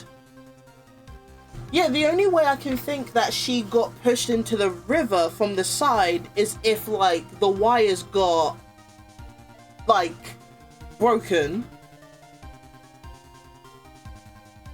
That's the only way I can see it, that she fell into the river from getting pushed, rather than her just jumping into it. Order in the court. What you want from me? It seems Miss Faye's assault has finally reached its conclusion. Who said I was done? Dickhead. I'm not done. Not now, Mia. This is no time for retreat. Unfortunately for you, this is just the start of Mrs. Faye's assault. What? I believe your reasoning went something like this, Mr. Edgeworth. After being shot in the arm, it's plausible that Mr. Falls panicked. Therefore, he could have unwittingly pushed her off the side of the bridge. However, once again, I'm forced to say that's impossible. Ridiculous. What's so impossible about it? Oh, because of the wires, because your flawed logic contradicts the court record. Which is this. Save, though. Please, please, please. Yay. Your Honor, all of the answers are right here in the photo. Take a look at the wire supporting both sides of the bridge. They extend to about 5 feet off the ground. It would be impossible to push someone off from there. No! But remember the size and the strength of the defendant. Wires like this wouldn't be a problem for him. He could have easily picked up a 14-year-old girl and thrown her over. But she didn't testify that, did she? She said she got pushed, not picked up and thrown. I'm pretty sure that's a big difference. That's a really big difference. So young and already so forgetful, Mr. Edgeworth. Mr. Falls had been shot in the right. Oh, well, there's also getting shot in the arm. And more importantly, Valerie Hawthorne had her gun trained on him at point blank range. Click the bang. So, Mr. Fool's throwing the witness off the bridge? That's clearly impossible. I mean, there's also like what she testified, but whatever. There's also that. Order, order. What is the meaning of this? Oh, right, he got shot. Yeah, I forgot he got shot as well. Dahlia Hawthorne, you jumped into the Eagle River intentionally. What is this? What do you want, man? Indeed, what do you mean by such a ridiculous remark? Yes, it's ridiculous. My sister was there to help me. She had her gun and handcuffs. She could have saved me. Jumping into a raging river like that would have been suicide. Yeah, you'd rather, like, kill yourself than get caught, honestly. Perhaps. But still, that's exactly what you did. You were probably confident that you could handle the swift current. But even more so, the witness had a much more compelling reason for jumping into the river. Is it that she wanted to keep the money?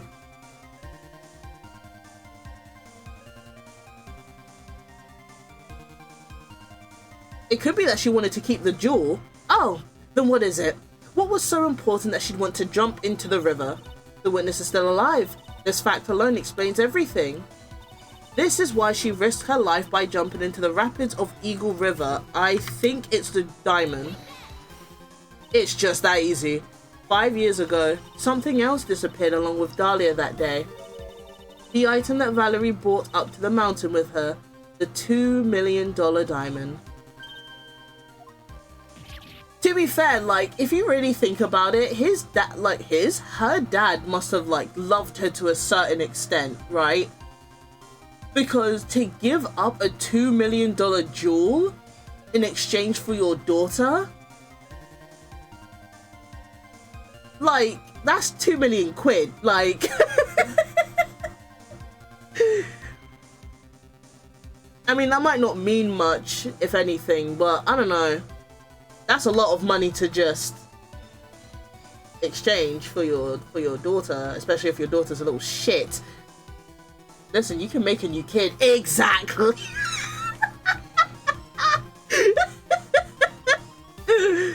No, it can't be. Yes, Dahlia had it all planned from the beginning. The $2 million, she was going to keep it all for herself. But you're part of a rich family. Why do you want $2 million to yourself? Just ask Daddy for an allowance. It's not that hard. She forced Mr. Falls to help her fake the kidnapping.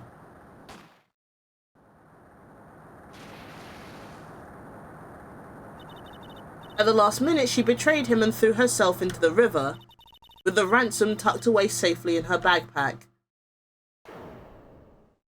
Oh, she's gonna switch up on me. Watch. Well, that's simply ridiculous. Now I need a new voice for her. This is gonna be annoying. She could have asked for a small loan of $1 million. Your Honor, 5 years ago, the witness was only 14 years old. Do you really think a 14-year-old is capable of such a demonic plan? You've not been around 14-year-olds, clearly. Clearly you haven't been around 14-year-olds. This woman is a demon. And there is one more person who helped make a demon out of her. Her sister, Valerie Hawthorne. You mean the victim was involved in the kidnapping plot as well?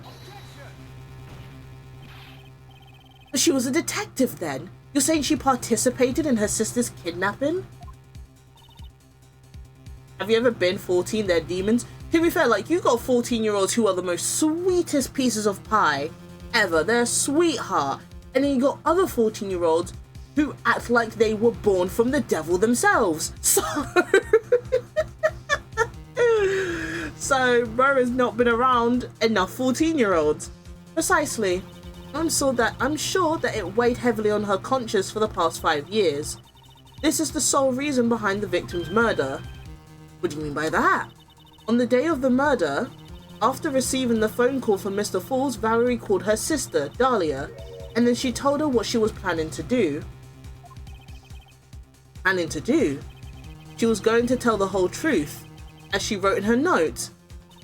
That is what sealed Valerie Hawthorne's fate. That is when you... Oh my goodness, my eye is itchy. That is when you hatched your demonic plan to kill 2 birds with 1 stone. A plan that would ensure neither of your accomplices to the kidnapping would talk, because both would be dead. One would be dead, one would be going to be killed. And that is why you killed your sister, Valerie Hawthorne.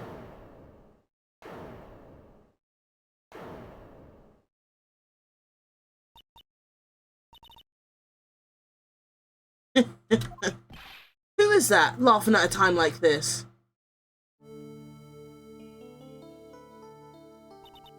Forgive me, it's just hilarious. Witness? Is that you? You amuse me, woman. Miss Mia Fey. You can certainly weave an exciting tale. Naturally, you have the evidence to back it up, don't you? Evidence? Evidence that I planned the kidnapping, of course. That at 14, I plotted it with Mr. Falls and my sister.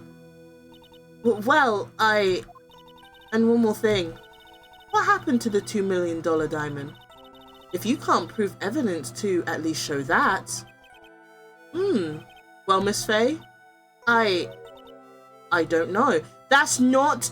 I am not paid to look for people's shit. I'm paid to find the truth. So... that's not up to me. What a joke. You, Miss Fey.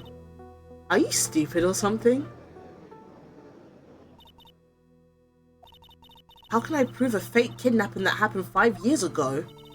I don't even have decisive proof of Valerie Hawthorne's murder. Listen, I'm not meant to look for a diamond, okay? That's not my problem. Well, it seems we've come to an end. To be honest, the witness's behavior just raised certain suspicions. However, I am forced to reject the assertions made by the defense. You know when an AA character starts going, oh well, where is it? They're beyond cooked. Of course you are. You're cooked, Mia Fey. Get the fuck out the court. Is this it? Is it really over? That girl has made a fool of me and there's nothing I can do about it? Huh. Without evidence, the trial is over? Who decided that? Mr. Armando? Mr. Armadillo, what do you mean? Come on now, kitten. Haven't you figured out that you can play by your own rules? For example, even if there's no evidence, there's still testimony. Testimony? On the day in question, Dahlia Hawthorne murdered her sister, Valerie Hawthorne. She hid her body in the trunk of Mr. Fall's stolen car and then went to meet with him, disguised as her sister, Valerie Hawthorne. That's what you think, right? Yeah, that's right. In that case, there's only one answer, right? There's only one person left who can testify about Valerie Hawthorne's murder. Since there's no proof, there's only one thing left to do.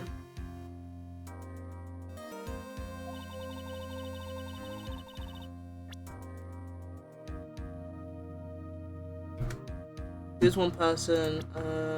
Terry.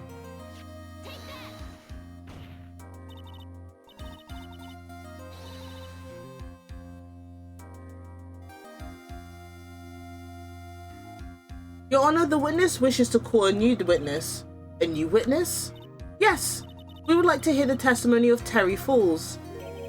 The defendant? There's only one person that can shed any further light on the situation. Only one promise that shows what Dahlia's role in the kidnapping was. Only one person that can say whether the person in the photo... Only one person that can say whether the person in the photo is Valerie Hawthorne or whether it is in fact her younger sister, Dahlia, disguised as her.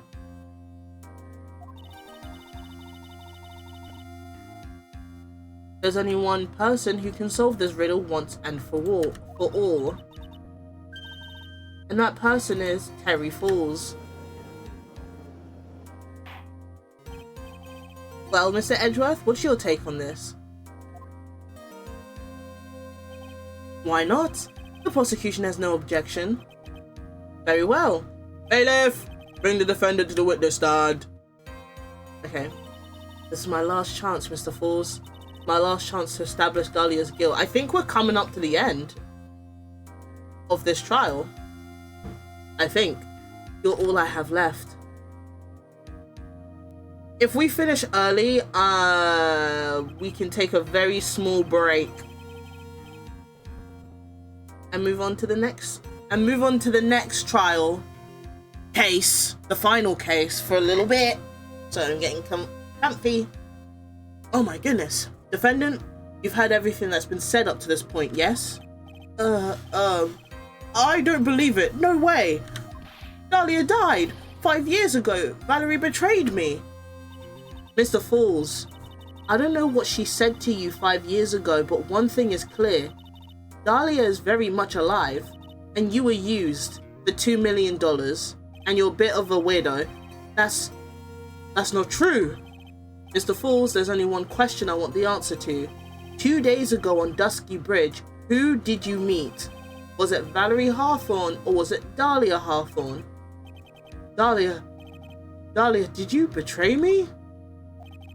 5 years ago, she promised never ever betray each other. Harry, Dahlia, it's true. You are alive.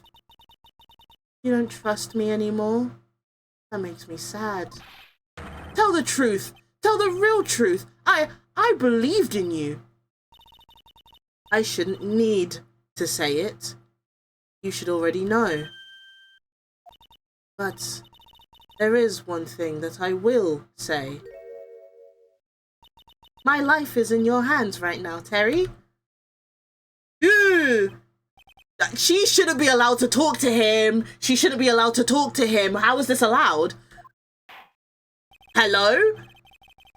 Why was that allowed to be said to him? Oh my goodness gracious. I will allow Mr. Falls to testify once and once only. Well then, Mr. Falls, yours will be the final testimony in this trial. Witness! I'm sorry, I apologize. Water! Please, water! Huh? I can't talk. Need water. Why do you need water for? Just, okay, sure. Oh well, I guess it'll have to be my coffee instead. At least it'll match the way he's probably feeling right now. This judge is a fraud. Why did he allow that? I would literally, if that was me as a judge, I'd be like, stop talking, get off the stage, walk away and let the man come forward. Why was that allowed to be said? That's so annoying. Darker and bitterer than hell itself. Oh. You have to drink your backwash coffee? That's gross. That day, at 4 PM, I stopped the car.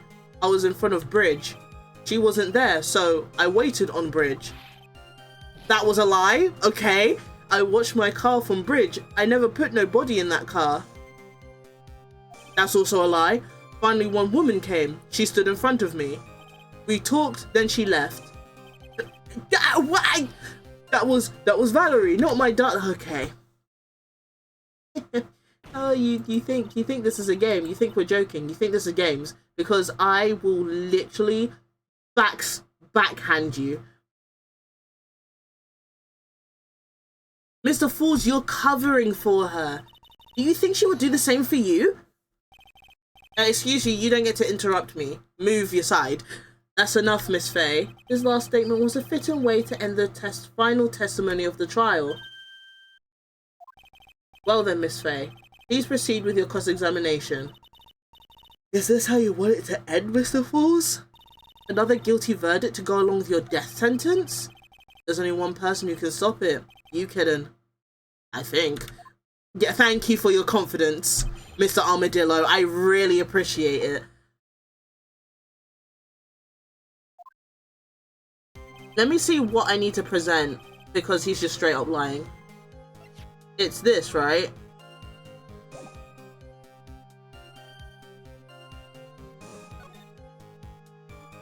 Yeah. So it would have... Okay, so the second test statement is a lie, because when he pulled up... Okay. To tell you my working out, right? Where they're standing, the victim is here, so-called quote-unquote Valerie is here, he is here. If he pulled up in his car, walked over and saw that no one was there, their positioning in this photo should be switched. Therefore, the second statement is a lie. It's a fat lie. So, yippee! Yippee, I love this game. So when you got to the bridge, no one had arrived, huh? So you waited on the bridge. You're sure of that? Yeah, I'm sure. You're sure, huh? But then I'm sure too, Mr. Fools. I'm sure that you're lying. What? What? Why are you coughing? Why? Oh, I would love to hear your rationale on this, Miss Faye. Well, that was a new sprite. It looked like he was coughing in that sprite. Why was he coughing? You want to know who arrived on the bridge first? Just look at this photo, it's perfectly clear. Obviously, the person that came first would have been the one at the end of the bridge, right? But that's the victim at the end of the bridge. Flick. Precisely my point. In other words, Mr. Fools, you must have arrived at the bridge after she did. Okay. Why? You just sound like you're choking. Yeah? Mr. Fools, please don't get so worked up. We just want the truth. Gang, are you good? Oh my goodness, you're scaring me, man. I got there around 4 o'clock, it's true. I had somewhere to go. A special place. Did you go to the special place before you went to the bridge? Yeah. It's an old temple about 15 minutes from the bridge. 5 years ago, me and Dahlia, we promised each other. We swore we wouldn't betray. Why are you speaking like perfect English now? She brought a memento to represent our love. A memento? 5 years ago, I hid it under the base of the tree there. Not this fuck-ass necklace again, dude. Not the poison necklace, blood. What the hell? Did I say blood or bro? I can't even remember what I said. It's a special memory for me. This is it. This is what I went to get. This little bottle on a necklace is your memento? It's quite charming, but it looks empty. Your Honor, you heard what my client said. He arrived at the scene at 4 o'clock. But he then left his car unattended and walked away. He was gone for approximately 30 minutes. With that much time, Dahlia Hawthorne could have easily hidden the body in the trunk of his car.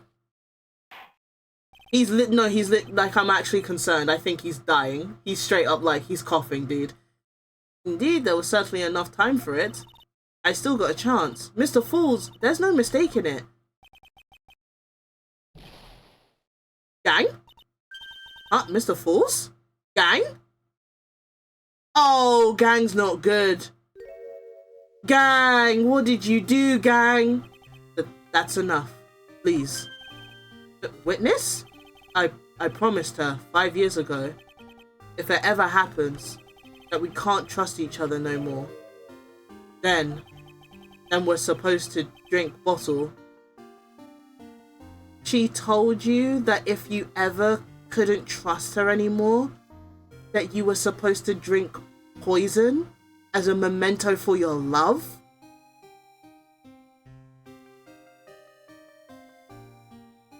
Are you actually... That's evil. That's so genuinely evil. What the hell? No, stop the trial. Your Honor, we need a recess. I was stupid. Didn't keep promise. So I did it. I drank this. Oh, because you didn't trust her anymore. Oh. So you drank it because you couldn't trust her anymore. She told you to kill yourself if you can't trust each other? Yeah. No, we're so close, just a little more. I was going to prove your innocence. No, don't want that. Don't trust self. Maybe kill again. Kill sweet Dahlia again. Honestly, I think she deserves it. If you kill her, I'll literally like I'll look the other way. It's like I'll literally pretend you didn't do anything. Mr. Fools! Mr. Armando, thanks for the coffee. Oh! I'm sorry it looks like I'm smiling. I am anything but smiling. Mr. Fools! No! I hope she fucking dies. Oh my goodness, Jay. And there he goes. He's dead. And so my first trial ended suddenly and tragically. It ended with no winners, only losers. And Dahlia just gets away with it? Really? I ended up with a wound that cut so deep into my soul I thought it'd never heal. I'm sure it was the same for the young prosecutor as well. He carries so much pain in that little body, like it's crazy. But one person, the true criminal Dahlia Hawthorne, I need a toggle on myself that just does a really big middle finger. She left the courtroom with a secret smile on her demonically sweet face.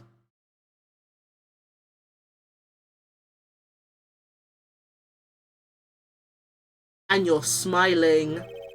Unforgivable. That witch. But Mr. Armadillo was so close to the truth. It was right there in front of us. You were just a little too soft, kitten. How is it my fault? What? It's my fault. It's my fault that Mr. Fools killed himself. Don't cry, kitten. Ew, you're gonna make my coffee all salty. Don't bring your cup so close to my face then. I knew it. I knew I wasn't cut out for this. Mia. You finally said my name. Did you get it? You can't cry yet. Now why'd you do that? Now what? Now you hurt your hand. The only time a lawyer can cry is when it's all over. Mr. Armadillo? Damn, you were that pissed? I didn't know you. I didn't know how you felt. I didn't know you felt that way. Smash? I mean, oh my goodness. No matter how tough the case, no matter how bitter the memories, they always fade over time. Then you file them away and eventually forget them.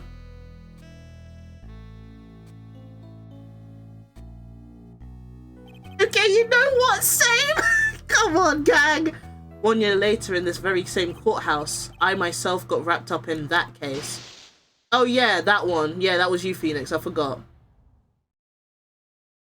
After that coffee cup break? Yeah, I get it. I also get it. Only after that did Dahlia Hawthorne get put on trial for her crimes. Oh yeah, was she found guilty for that? The verdict that was ultimately handed down to her was... guilty, of course. Oh, she is dead, isn't she? I forgot she got the death penalty for this. Naturally, when the verdict was read, she had a perfect angelic smile on her face. I can fix him. I'll take him as is, thank you. He needs his boo-boo kisses though. Oh my goodness, chat. It was finally all over. At least that's what I thought at the time. Unfortunately, I couldn't have been more wrong. It's been 5 years, but now something has happened that made me remember all of this.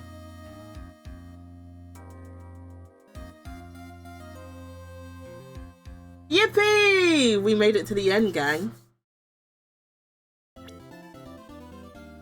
We're at the final case. We're at the final case.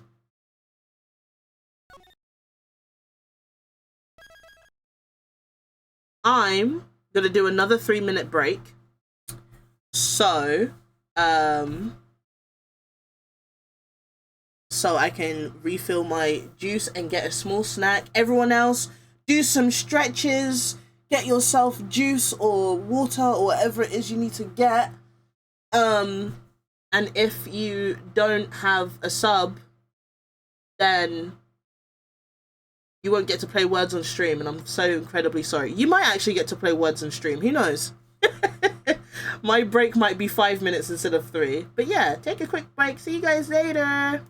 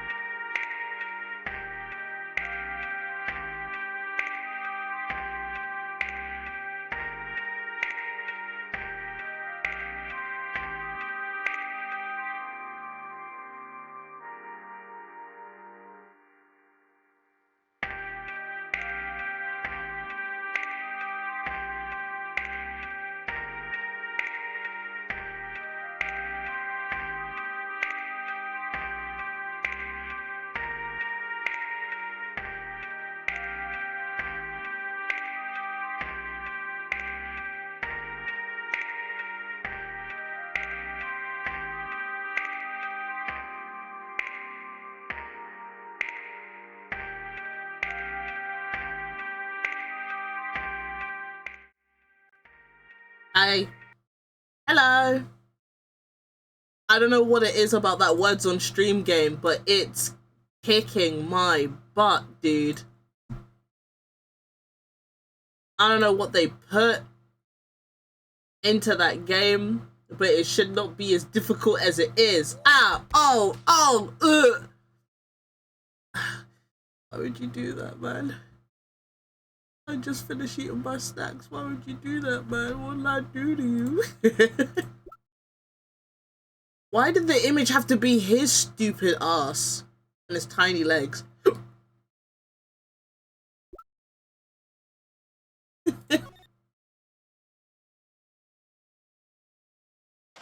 Go! Jump scare.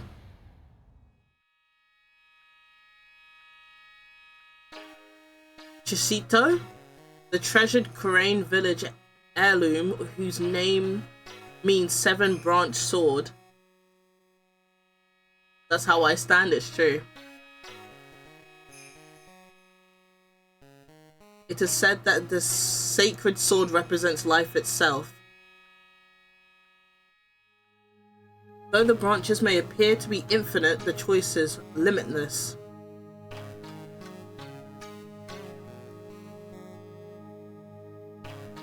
Like our destinies, the sword comes to but one end, one merciless point.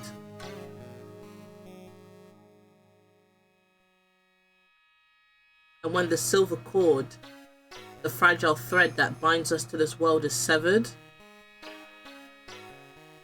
long ass sword, man.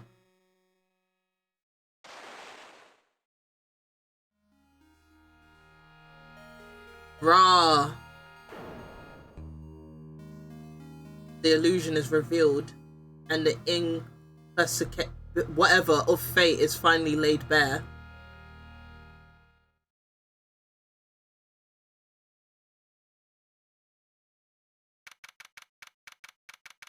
Ten out of 10 opening, what the hell? Hey Nick! Yeah, what is it?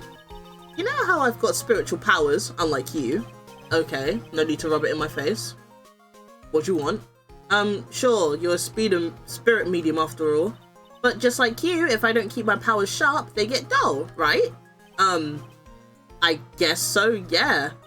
Glad you agree. Okay, Pearly, you're up. Pearls? So, that's why we need to go on a special Spirit Hotspot tour, Mr. Nick. Huh? I'm lost. What's this magazine you're shoving in my face? It's the New Year's issue of Old Cult, a winter spiritual location special. Oh, those look so happy. Maximize your spiritual powers with just one night of intensive training. Oh, it sounds too good to be true. I'll say. Sounds more like a scam to me. Is that a spirit? It's a spiritual retreat called Hazazkura Temple? It's way up in the mountains and I bet it's nice and cold. Just perfect for training. No, I definitely don't want to go.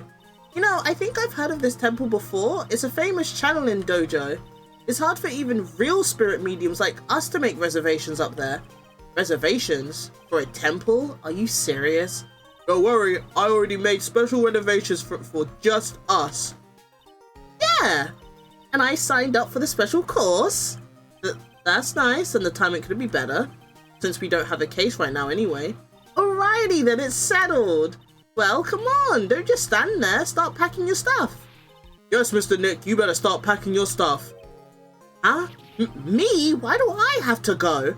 Well, we have to be accompanied by someone over 20 years old. Hey, I don't have anything to do with spiritual power. The only thing I can channel is a TV. So, is there a heated pool at this Hazakura temple? No, but you can stand under a freezing waterfall. Sorry, but I think I'll pass. I hate cold places. What? No way! How can you be so selfish? Come on, Mr. Nick, look at this place. Doesn't it look beautiful? Hey, Smexy, sorry, how come I just saw you type that now? What? No, not going. I'm not gonna be nice and I'm gonna be nice and toasty at home. What the? What is it, Mr. Nick? Let me see that magazine. Whoa, what's on it?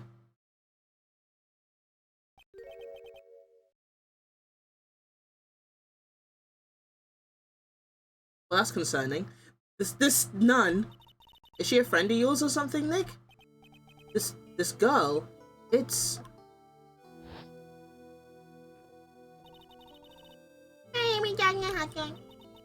Jay is already fuming! Are you doing here? In order for me to be here in the double button.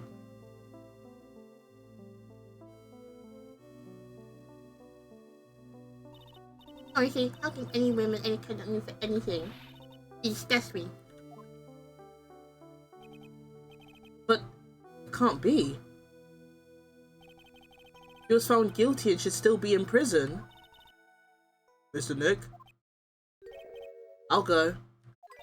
Huh? Azakura Temple. I said I'll go. Yay! Isn't it great, Pearly? Yeah. Oh, thank you, Mr. Nick. I want her dead. I want her to suffer. You do anything for Mystic Maya, right? Even walk over burning coals, right? No. Absolutely fucking not. Dahlia Hawthorne. I knew there was no way she could possibly be at that temple, but I just had to see for myself who this nun really was.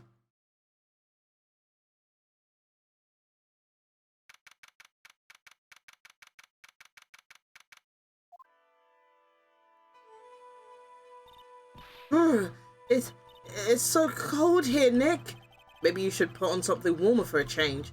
Well, it's supposed to be cold. It's raining. Her teeth are chattering so loudly. It's all I can do to make out what she's saying. Wow, Mystic Maya. Oh, sorry. Oopsies. Wow, Mystic Maya. This is the famous Hazakura Temple. You are unfazed. Pearly, achoo. Well. Hello. How nice to see you here. Welcome to our temple. Oh, thank you. Achoo. Oh my. Thank you for coming all this way. Come now. You must have been cold. Those are the past tense. We're freezing to human popsicles as we speak. Oh. Well, we are high up in the mountains after all. In any case, we shouldn't speak here. Please follow me inside. Thank you. I was starting to think I would pass. Oh, yes. I almost forgot to introduce myself. I'm the head nun here at the temple. My name is Bikini. Interesting name. Bikini? That's right. Actually, that's my temple name. What do you think? It's a tradition to have one, and I wanted something that has a nice image to it. Bikini does have a nice image to it, I guess. So I thought, why not choose a bikini? Besides, it makes me seem younger. It certainly does. I signed up for your special course. Well, my, quite brave of you considering how cold it is. Young people can be so reckless with their health. Don't blame me if you become one with those who you channel. Reckless? Wahaha. Maybe you should take it easy tonight, Mystic Maya. We can come back another day. I was built different, so true. But you went through... Yes, that's right. You've come all this way, so please enjoy yourselves. It's still time before supper, so why don't you have a look around? Okay. So what is a channeling dojo anyway? Oh my, you don't even know that? Forgive him, sister, for he does not know what he's saying. Excuse you? Oh, well, just call me Bikini and forget that sister part. A channeling dojo is basically a spiritual power training ground. We have special holy items prepared here to help people boost their spiritual power. Holy items? If you train an entire evening surrounded by these items, it's quite mysterious. The spiritual power of these items seems to envelop you. Wow, she must have just gotten off the trolley from the land of make-believe. Hey, don't be rude, Nick. So what exactly... Oh my god. You must be incredibly devoted to be interested in that at such a young age. It's a training session where you sit on a block of spirit ice and chant a spell. 30,000 times, all while being showered in freezing cold spirit water. Eh? It's February now, right? You have to be careful this time of year. If you don't watch it, you'll catch pneumonia or maybe die of hypothermia. So be careful, you hear? Ha. How am I supposed to be careful? Maybe we should have done this during summer. How about that? Oh no, I knew I shouldn't have signed Mr. Meyer up for this. Should have booked this for like a nice July season rather than freezing cold February. Sister, about this picture. Well, look at that. I must say I look rather divine here, don't you think? Oh, yeah, unforgettable in every way. That sounds like something you'd say. Oh, which one sounds like something I'd say? You mean it? Oh, I knew it. Ha ha ha. Oh, ho. The makeup was pretty tough, but Iris helped me out. Iris? The cute little girl in the photo. She looks just like me, doesn't she? We're just a small temple here, so she and I run the entire place. Really? That kind of sounds like Sorry to cutting, but this Iris, where is she right now? Oh, just listen to you. You haven't come all the way here just to find a girlfriend, have you? No. No. That's not what I had in mind at all. Anyway, Iris is in the temple preparing for this evening. In a temple?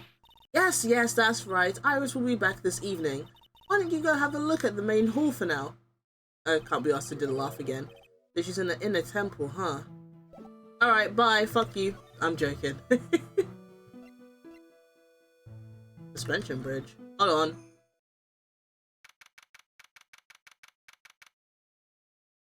Dusky Bridge? Are you fucking shitting me? Wow, look at this broken down bridge, Nick. Yeah, and look at that big canyon below us. I'm doing two things at once, so I forgot. It's okay. Hey, there's a river down there. It looks like it's flowing real fast. What's wrong, Nick? You look like you've seen a ghost. I'm just not very good with heights. Oh. Hey, I've got it. Maybe you should face your fear and try hurling yourself off the edge. You know, 1, 2, 3, jump. It might be just what you need to get over your fear of heights. You want me dead. That's what you want. Yeah, death is a real good way to overcome phobias, alright? Anyway, it sure looks like a rickety bridge. Can't argue there. That's probably why it's called Dusty Bridge. Read it again, Maya. It says Dusky Bridge. Well, it's practically the same thing. It looks fixed, though. It looks fixed now. Hold on. What does it say? Oops, didn't mean to click that.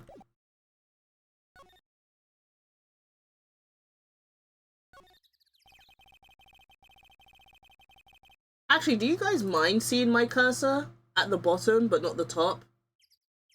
Or do you guys just not care? I think I asked that already, but I don't know if I got an answer. There's a narrow path going off in a different direction than that of the main hall. Oops. The sign here is so old that the text seems to have vanished. I don't mind at all. Okay. The path leads to a wooden staircase that goes down to the bottom of the canyon. Oh! Oh, alright. Wooden staircase on it then. Do you really think that is necessary? You'd have to be blind not to see the stairs. But it can't hurt. Just pass me a pencil, okay? Graffiti is a crime, Maya. Oh, she's just helping, you old fart.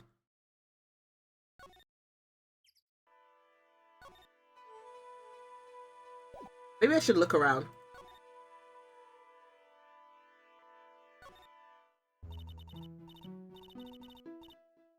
You wonder why people keep thinking you killed someone. She just likes committing petty crimes. She doesn't want to commit a big one. What do you think, Nick? Pretty awesome gate, huh? Sure is. It looks pretty well maintained, too. This thing kind of puts your hometown to shame, Maya. Don't disrespect her town. Yeah, well, a lot of things have happened in Crane Village. We used to be a lot richer back when people hired us to perform challenge. Oh, I see. Now the pace looks a bit run down. I guess I was just born in the wrong time.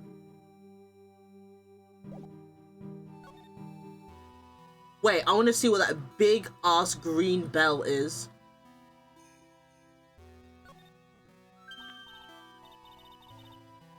Oh look, it's a cute little bell tower. I absolutely love the sound of a giant bell. Oh, so which do you like better, that or the sound of money? Sorry, but I'll take money for the win, Nick. What are you apologizing for?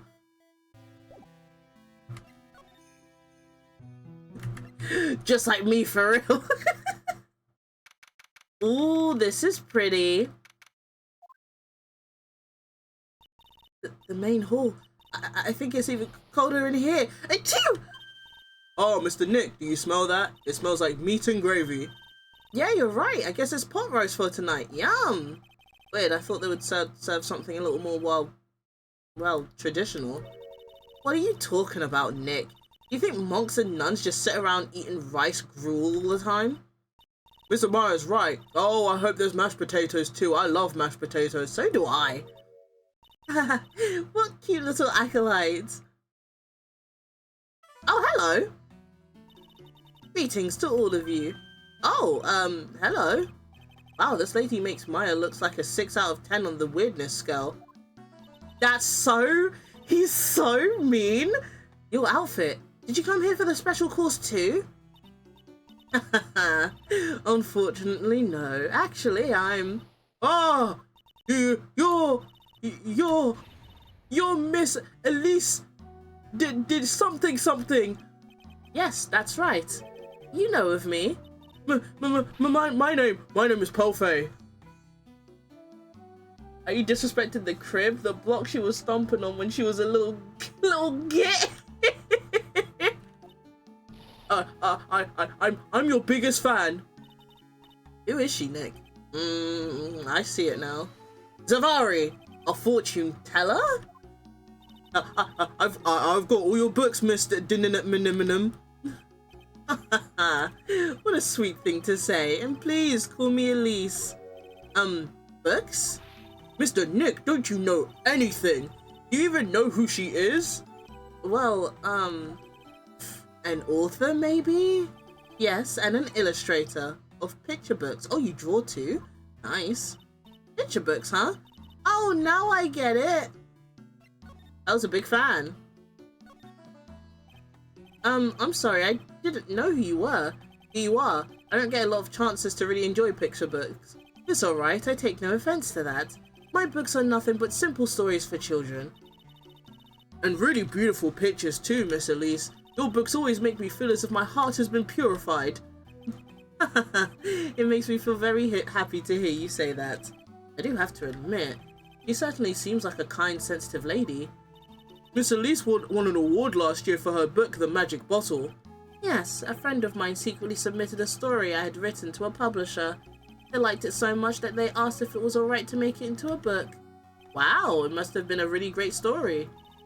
Maybe I should try to write a children's book too. Absolutely, just don't do that. Just skip out on it, Maya. No offense, just stick to your day job.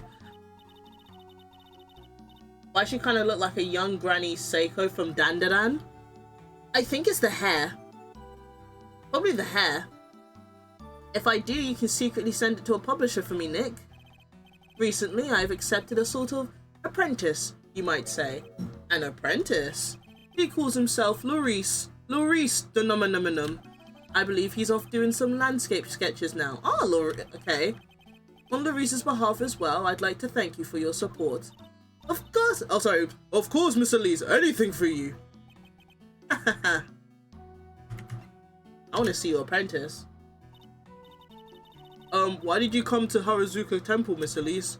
Are you here to do some spiritual training? No, that's not it. I'm actually here to gather materials for a new book I'm working on. Very on topic considering she's a medium. That's true, actually. That's awesome. Someone should draw Elise, the Numinum, and the Granny from Dandadan having a nice time, having some tea, watching TV. Wow, I can't wait to read it. I was just completely taken with her. I wanted to do a book with a more Japanese feel to it this time. So is that why you're dressed like you are? The children have a certain image of me in their minds. I don't want to disappoint them. What can I say? She's really a sweet lady. Wow, Miss Elise, you're dressed up like a mountain nun. Yes, draw them kissing. I mean, who said that? Listen, I didn't want to say it, but because you said it, like, Yes, the good people here were kind enough to let me borrow this. I'm wearing training clothes underneath my robe as well. I want a staff like that. You like the crystal sphere? It's a real amethyst, you know. Maybe we'll find one like that up here on this mountain. Draw them kissing me? I mean, what? Oh my goodness. Good luck, Nick. I know you'll find me one. I'm not doing anything for you, actually. Well, you have to excuse me now. I have to go help with dinner preparations. Draw them kissing, Kiki? Why am I being harassed? Maybe one day. Wow, you mean you're cooking dinner tonight? That's right. Would you like to help too, Pearl? Yes, yes. I want to help with whatever I can. Pearl looks like she just won the lottery. Wow, this jury's going wild. Oh, I'll help too then. No, it's fine. Please don't worry about it. Feel free to relax and explore the area with your friend. Huh? But... Oh, yes. Please take this. I think it will be of help to you. Damn, completely swerved, Maya. It's a map of the area. We wouldn't want you to get lost now, would we? The inner temple. There it is on the other side of the bridge. Oh, so that's what was there. Okay. Interesting. Okay. Well, if you insist, I guess we'll take this chance to go check out the other temple. Okay, I'll see you two later then. Remember, you're not allowed to fight. Why would we? Come on, Nick, let's go. At least we'll stay warm if we keep moving. That's true.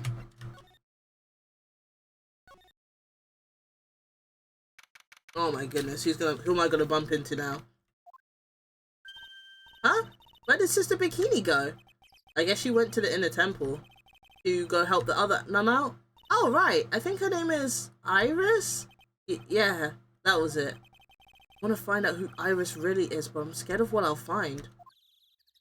Huh?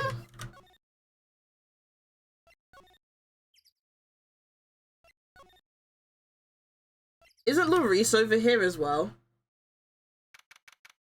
Whatever the fuck his name was. Did she say that Larice is a he or not? I don't remember what gender they said Larice was. I'm assuming it's a he. It sounds like a boy name. Well, that bridge was shaking like jello in an earthquake. And at least half of the wood on that rickety bridge was rotten, I bet. Not to mention the last part only had like one board left on it. What's wrong with you? Your face is all green. Can you not pick on me for 1 second? I'm still trying to get over the shock that we made it safely across that death trap. Yeah, I guess I'm a bit surprised too. Yikes, that temple is in bad shape. It looks like it could collapse any time. I guess people don't use it too often. Is it really where you're going to train tonight? That has to be it. It's kind of creepy around here, like a ghost might jump out at you or something. A spirit medium afraid of ghosts? Isn't it ironic? I think they meant to say it's ironic, don't you think?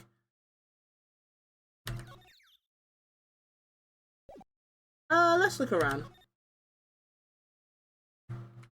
What's this? Hey, a half-open gate. That's practically a welcome mat. Yeah, except the sign out here says no entry. Nick, rules are made to be broken, you know. You expect a lawyer to go along with that. Oh, come on. You're such an old lady sometimes. Let's just go. Don't blame it on me when Sister Bikini puts a curse on you. Now you've got me scared. Let's just forget about it, okay?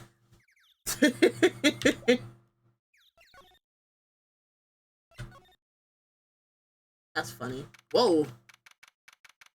This looks creepy. It looks creepy in here. Man, look at this place. It's just a tiny freezing cold room. This is where you'll both be training, huh? Huh? What do you mean, both? I'm the only one. Really? But I thought... Hurley's just a little kid. She couldn't handle this kind of intense training. So says the girl who I can barely hear over her own bones chattering. Anyway, the real training room must be behind that door over there. Yeah, I get the feeling it's back there. Definitely. If only because the cavern behind that door is giving off a real supernatural feel.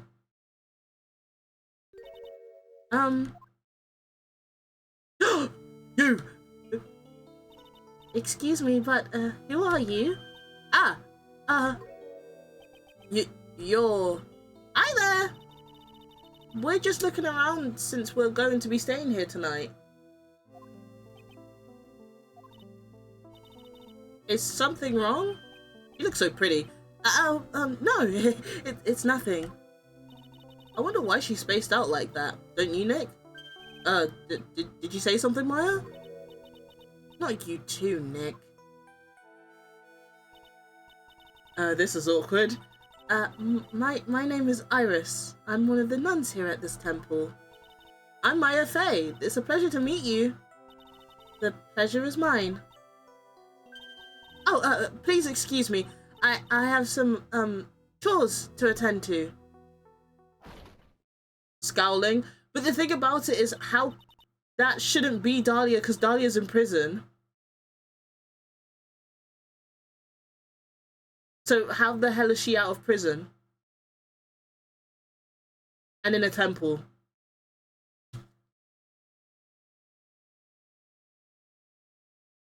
What we know it is. I mean, technically we don't, because she has black hair. And Dahlia's hair is red.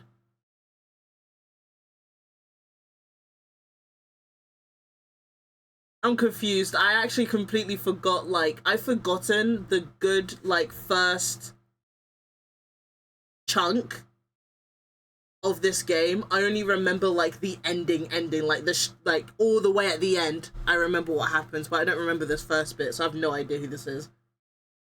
I know it is. I can feel it in my gut. I think you're just very mad because she has Dahlia's face. I mean, I'm confused. It shouldn't be Dahlia. I'm just going to assume it's Dahlia, to be honest. She sure is beautiful, and a bit spacey, I guess. I guess she's just not used to talking with urban sophisticates like us. Nick? That girl. Can't be, but... I can feel it in my gut. I'm a hater. I mean, it's probably Dahlia, to be honest. Ah, what? Why are we screaming? Ah! Well, what is it? Why'd you scream like that? This scroll. It's my mother. What? Damn. It's Misty Fey, the master of the Karain School of Channeling. Channeling. Are you sure? Yes. That crest at the top of the scroll. That's the special mark of the master of our tradition. So that's what the mark means. What is it? Nothing. It's just that I last saw her over 15 years ago. If it wasn't for that crest, I wouldn't have even known it was her. My own mother. I can't even recognize her face. Maya, it's 15 years, gang. It's okay. The actual training area must be on the other side of this door. I wonder what it's like. Phooey, it's locked. Come on, Nick. You know you want to open it for me. I can't. You've been in kind of a bad mood lately, haven't you, Nick? Zavari! I know what it is. I-R-I-S. Iris and Nick sitting in a tree. K-I-S-S-I-N-G. Stupid.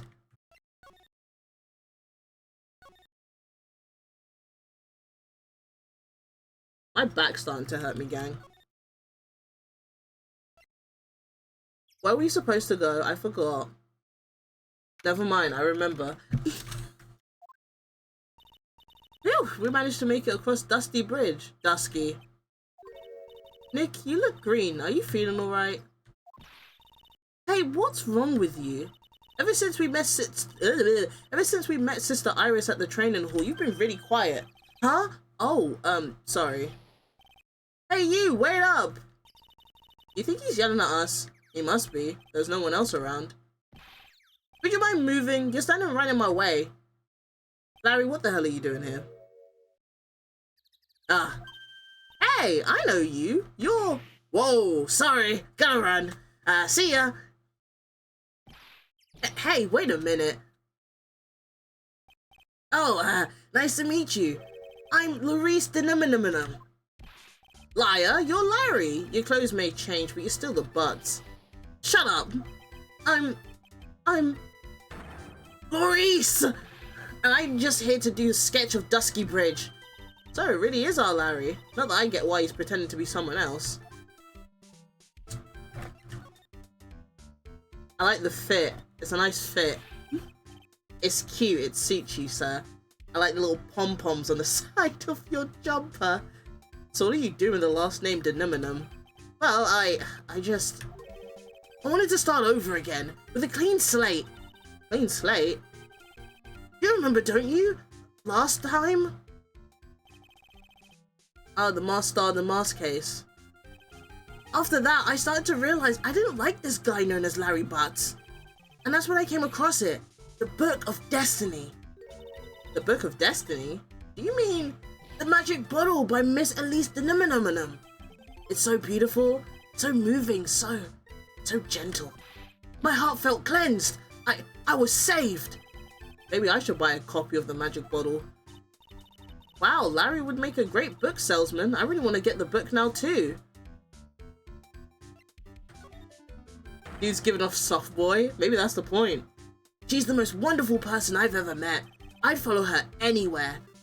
Well, she certainly is a very elegant lady. You see? Here's a photo I took of her in secret. Okay, then that's not... She looks like she's straight up posing for that photo. It looks like she straight up saw you with the camera. That's a really pretty photo though. Wow, that's a beautiful photo. You want a copy, don't you? It's okay. I just happen to have made extra prints. Well, I hope she doesn't mind that you took that photo. Hipster? More like... I guess hipster, actually. That probably would be it. I was trying to think like...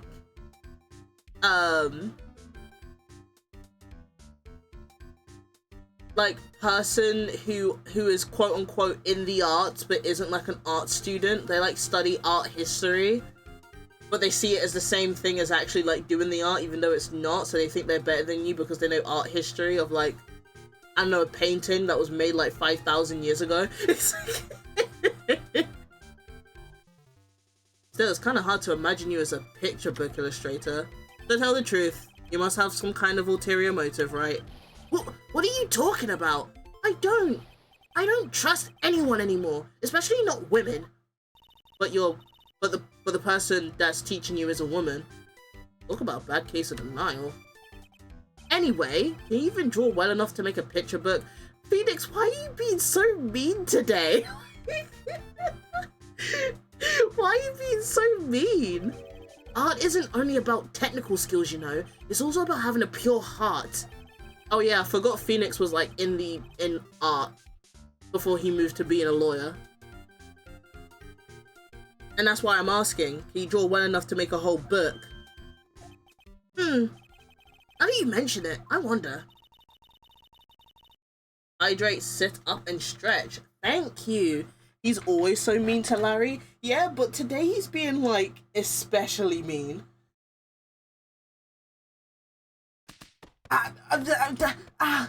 Why? What is your problem? I'm stretching. Why would you attack me while I'm stretching? Also, that means everyone needs to stretch, not just me. I refuse to be the only one stretching right now. It's like you still have some doubt in your heart. It's true, I do. But when I first saw her, I felt it. Something inside me ended, and something else began. Oh, Larry, it sounds like you fall in love with Miss Elise Deneminum. No, you're wrong, it's not her. It's the other girl. Other girl? Uh-oh. I got a bad feeling about this. What other girl?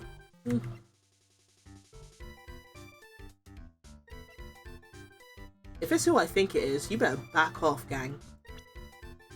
Gang, you better back off, gang.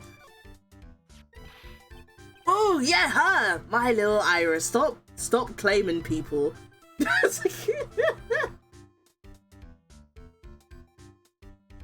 Oh, it's not Elise. I was gonna say I'd fall for her too, Larry. She's really pretty. This girl, she's perfect. She's exactly my type. I wonder if she would model for me. I want to draw a portrait of her. Hey, you always liked those model types, didn't you, Larry? Hey, wait a sec. Didn't you say you were swearing off women? Huh? Well, yeah, that's right. Of course I have. I have, basically, but Iris is different. I feel like I still have one chance left at the dream. This guy will never change. Everyone! Hey, Pearly! Dinner preparations are complete. Please come quickly to the main hall. I've heard deep voices changed again at some point. Larry, you have a new type every game. That's what I'm saying. Alright, can't wait to dig in, Pearly. I'm gonna go to the inner temple and call Sister Iris. Inner temple? We just went there and she wasn't there. Or whatever. I also want to have a look at where Mr. Maya is going to be training. F off that fucking bridge, bro. That's scary. It's scary. But you're little. You'll probably be fine. Dinner's gonna be awkward. If she comes here... Boy, am I stuffed. Are you sure it's alright to eat that much before your training? Well, this kind of training is a battle of endurance. Mr. Maya, please don't do anything that might put your health at risk. No pain, no gain, I guess.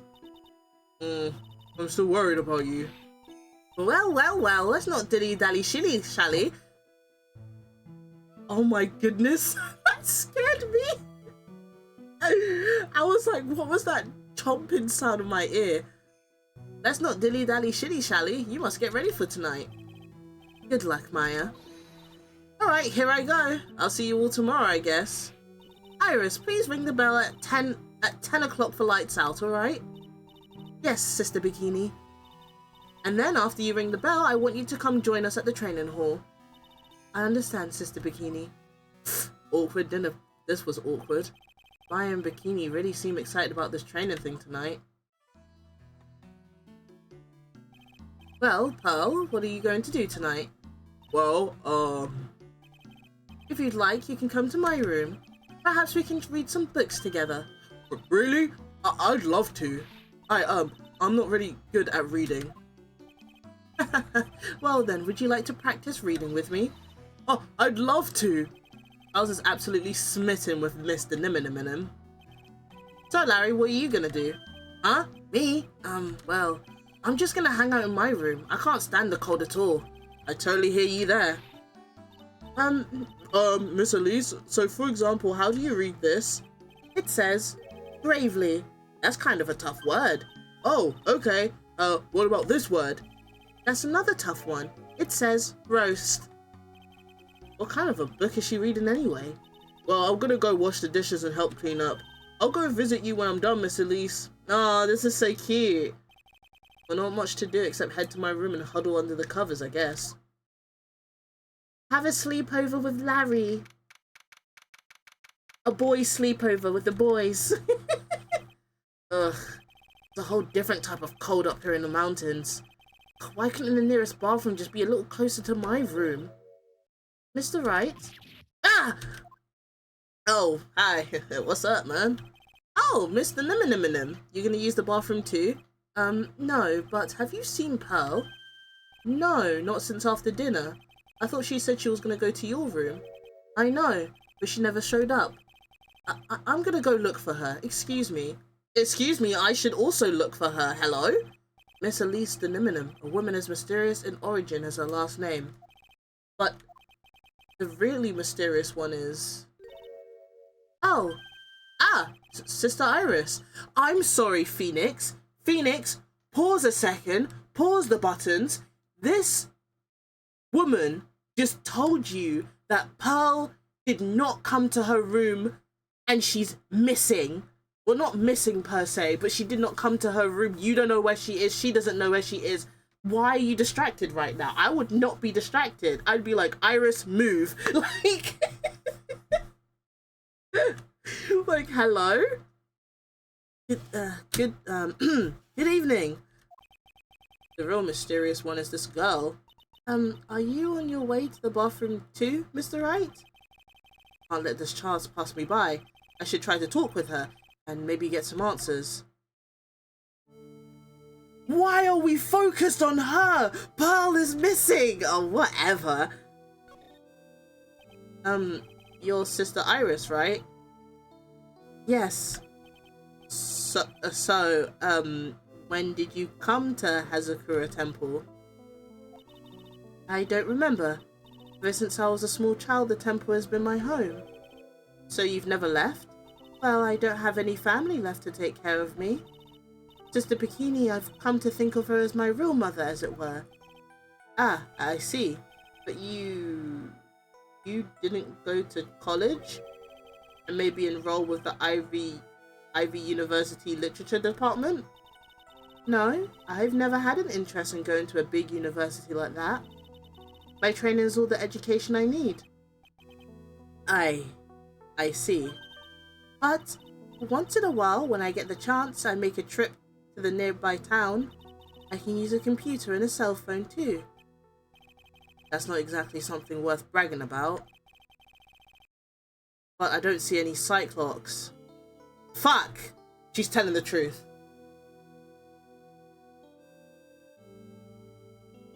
Oh, she's telling the truth. That sucks. That sucks so bad. I forgot we had the Cyclops. So I guess that means she's not lying. But please don't stare at me like that.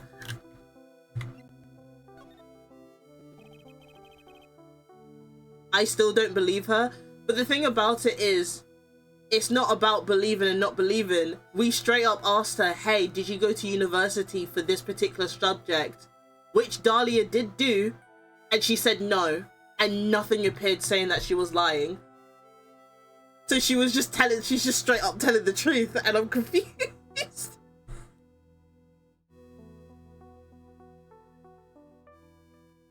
Unless she had like a twin sister, unless this is a twin sister of hers or something. Like, Dahlia and her look exactly alike. Like, if she's telling the truth, then they're twins. What kind of place is this anyway? I heard it's for training to increase your spiritual power or something like that. It must seem awfully crazy to normal people like you. Well, I have to admit it's a whole different world up here. I'm glad to hear you say that. Huh? Talking with dead people. Who does it help anyway? I hate it. Really? Then why stay in a place like this? Ah, is something wrong? I didn't realize it was so late. I have to go and ring the bell for lights out. I guess maybe Dahlia is lying about where she went to school. If she was lying, the Cyclops would have appeared. That's the only thing that's like annoying about this, is that that's the whole reason why Maya gave us the gem that we have. Is that if we ask them a particular question and they say no, yes, blah, blah, blah, blah, it will appear, like, locks will appear to be like, yeah, they're lying, they're keeping a secret from you, and nothing appeared. Which means she's telling the truth, unfortunately. Well, fortunately, that is fortunate, but, you know, I guess it's almost 10 o'clock now, huh? But then again, I will admit, the Cyclops mechanic just picks and chooses when it wants to work. So, there's also that. Mr. Wright? Yes? If it's alright with you, I would like you to have this. This is your hood. It has the power to protect you from evil spirits. Come to think of it, Sister Bikini was wearing one of these too. I pray for your safety on this dark, cold night.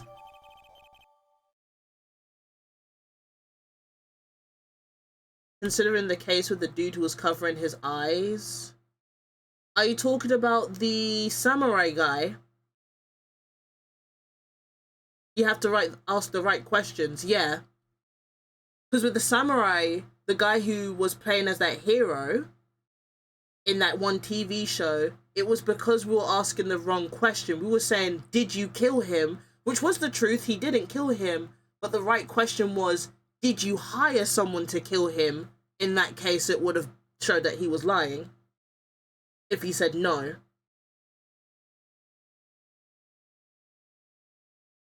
So we asked her, so what was the question Phoenix asked? He asked, have you lived here? Like, how long have you lived here? She said, so true, Bailey. She might not have been going to that college and she was lying. That's the thing. But she was dating another guy, Dahlia. Remember that case with Phoenix, or aka Feeny?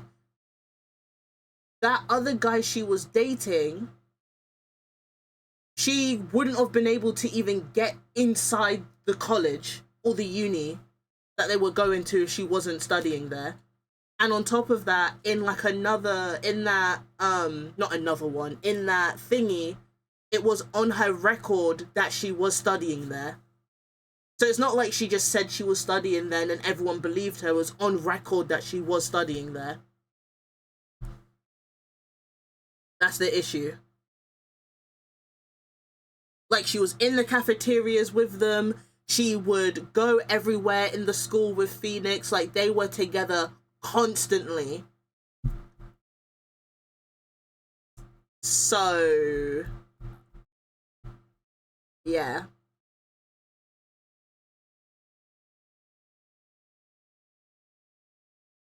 She also escaped and went off grid with a... And went off grid with a what? So she could have falsified documents. But when that case happened, she was going around as Dahlia Hawthorne. She didn't need to be Melissa Foster anymore. Because she was already outed. And by that point, she was in her 20s.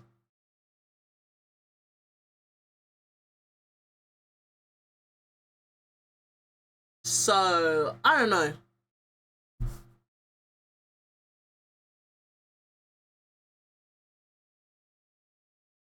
Pretty sure she had falsified documents. She would be in a lot of trouble for things other than murder.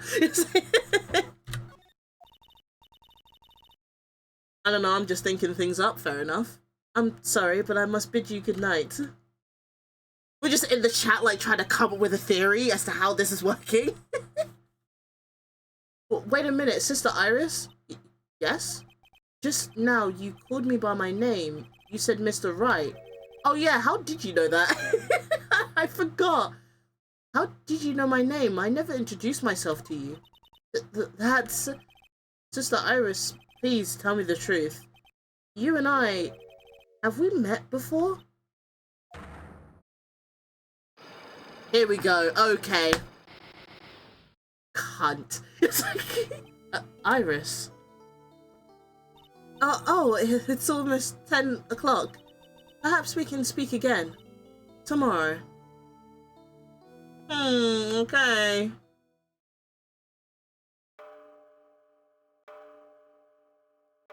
So she told the truth about where she grew up. She told the truth about her education. But when we asked, have we met before? She doesn't want to answer, which means we have met before. Interesting. Interesting. So my hunch was correct. She does know me. I have to try and talk with her again tomorrow. There we go. I knew something was up. No one said that was, like, wrong. We all know something's up. It's just, why is she here? Oh, someone screamed. What the? That blood-curdling scream came from the courtyard. Courtyard. Dead person. Fun. That scream, I'm sure it came from around here. Ah! Someone's there, on the ground. Zoom in! She doesn't even go here!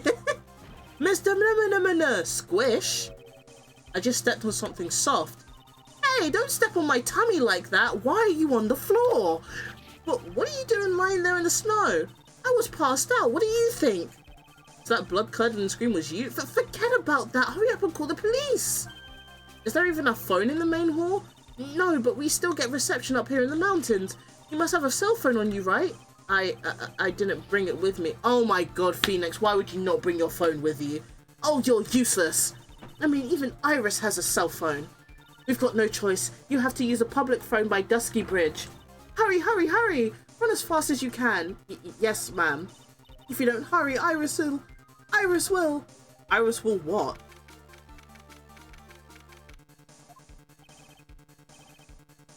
Oof, oof, it's farther than I thought. The bridge is just up ahead. I have to go and tell Maya what happened too. Why are you screaming? Why is the bridge on fire? Dusky Bridge, it's burning down. What the heck happened? Hi, Louise. Why are you smiling? Why are you happy right now? What are you doing here? What is it? Is it me? Don't scare me like that, Larry. I almost had a heart attack. My name isn't Larry, it's Laurice.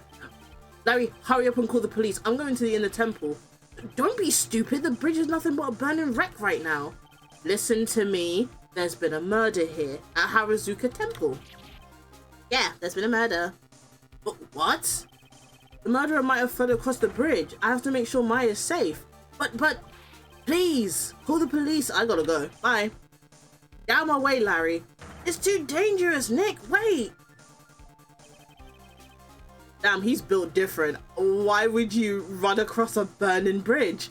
I must have been crazy. I knew how dangerous it was, but I still went for it. And there he goes.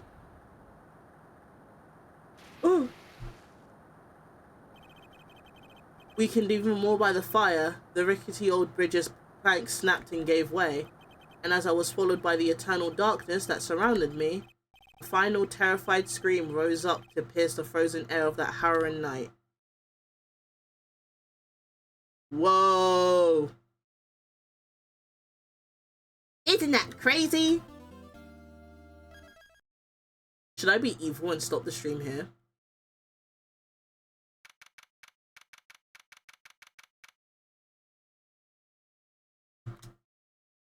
Oh, I might be evil and stop the stream here. Thank you guys for joining me for Ace Attorney. It's been so very fun. No, I must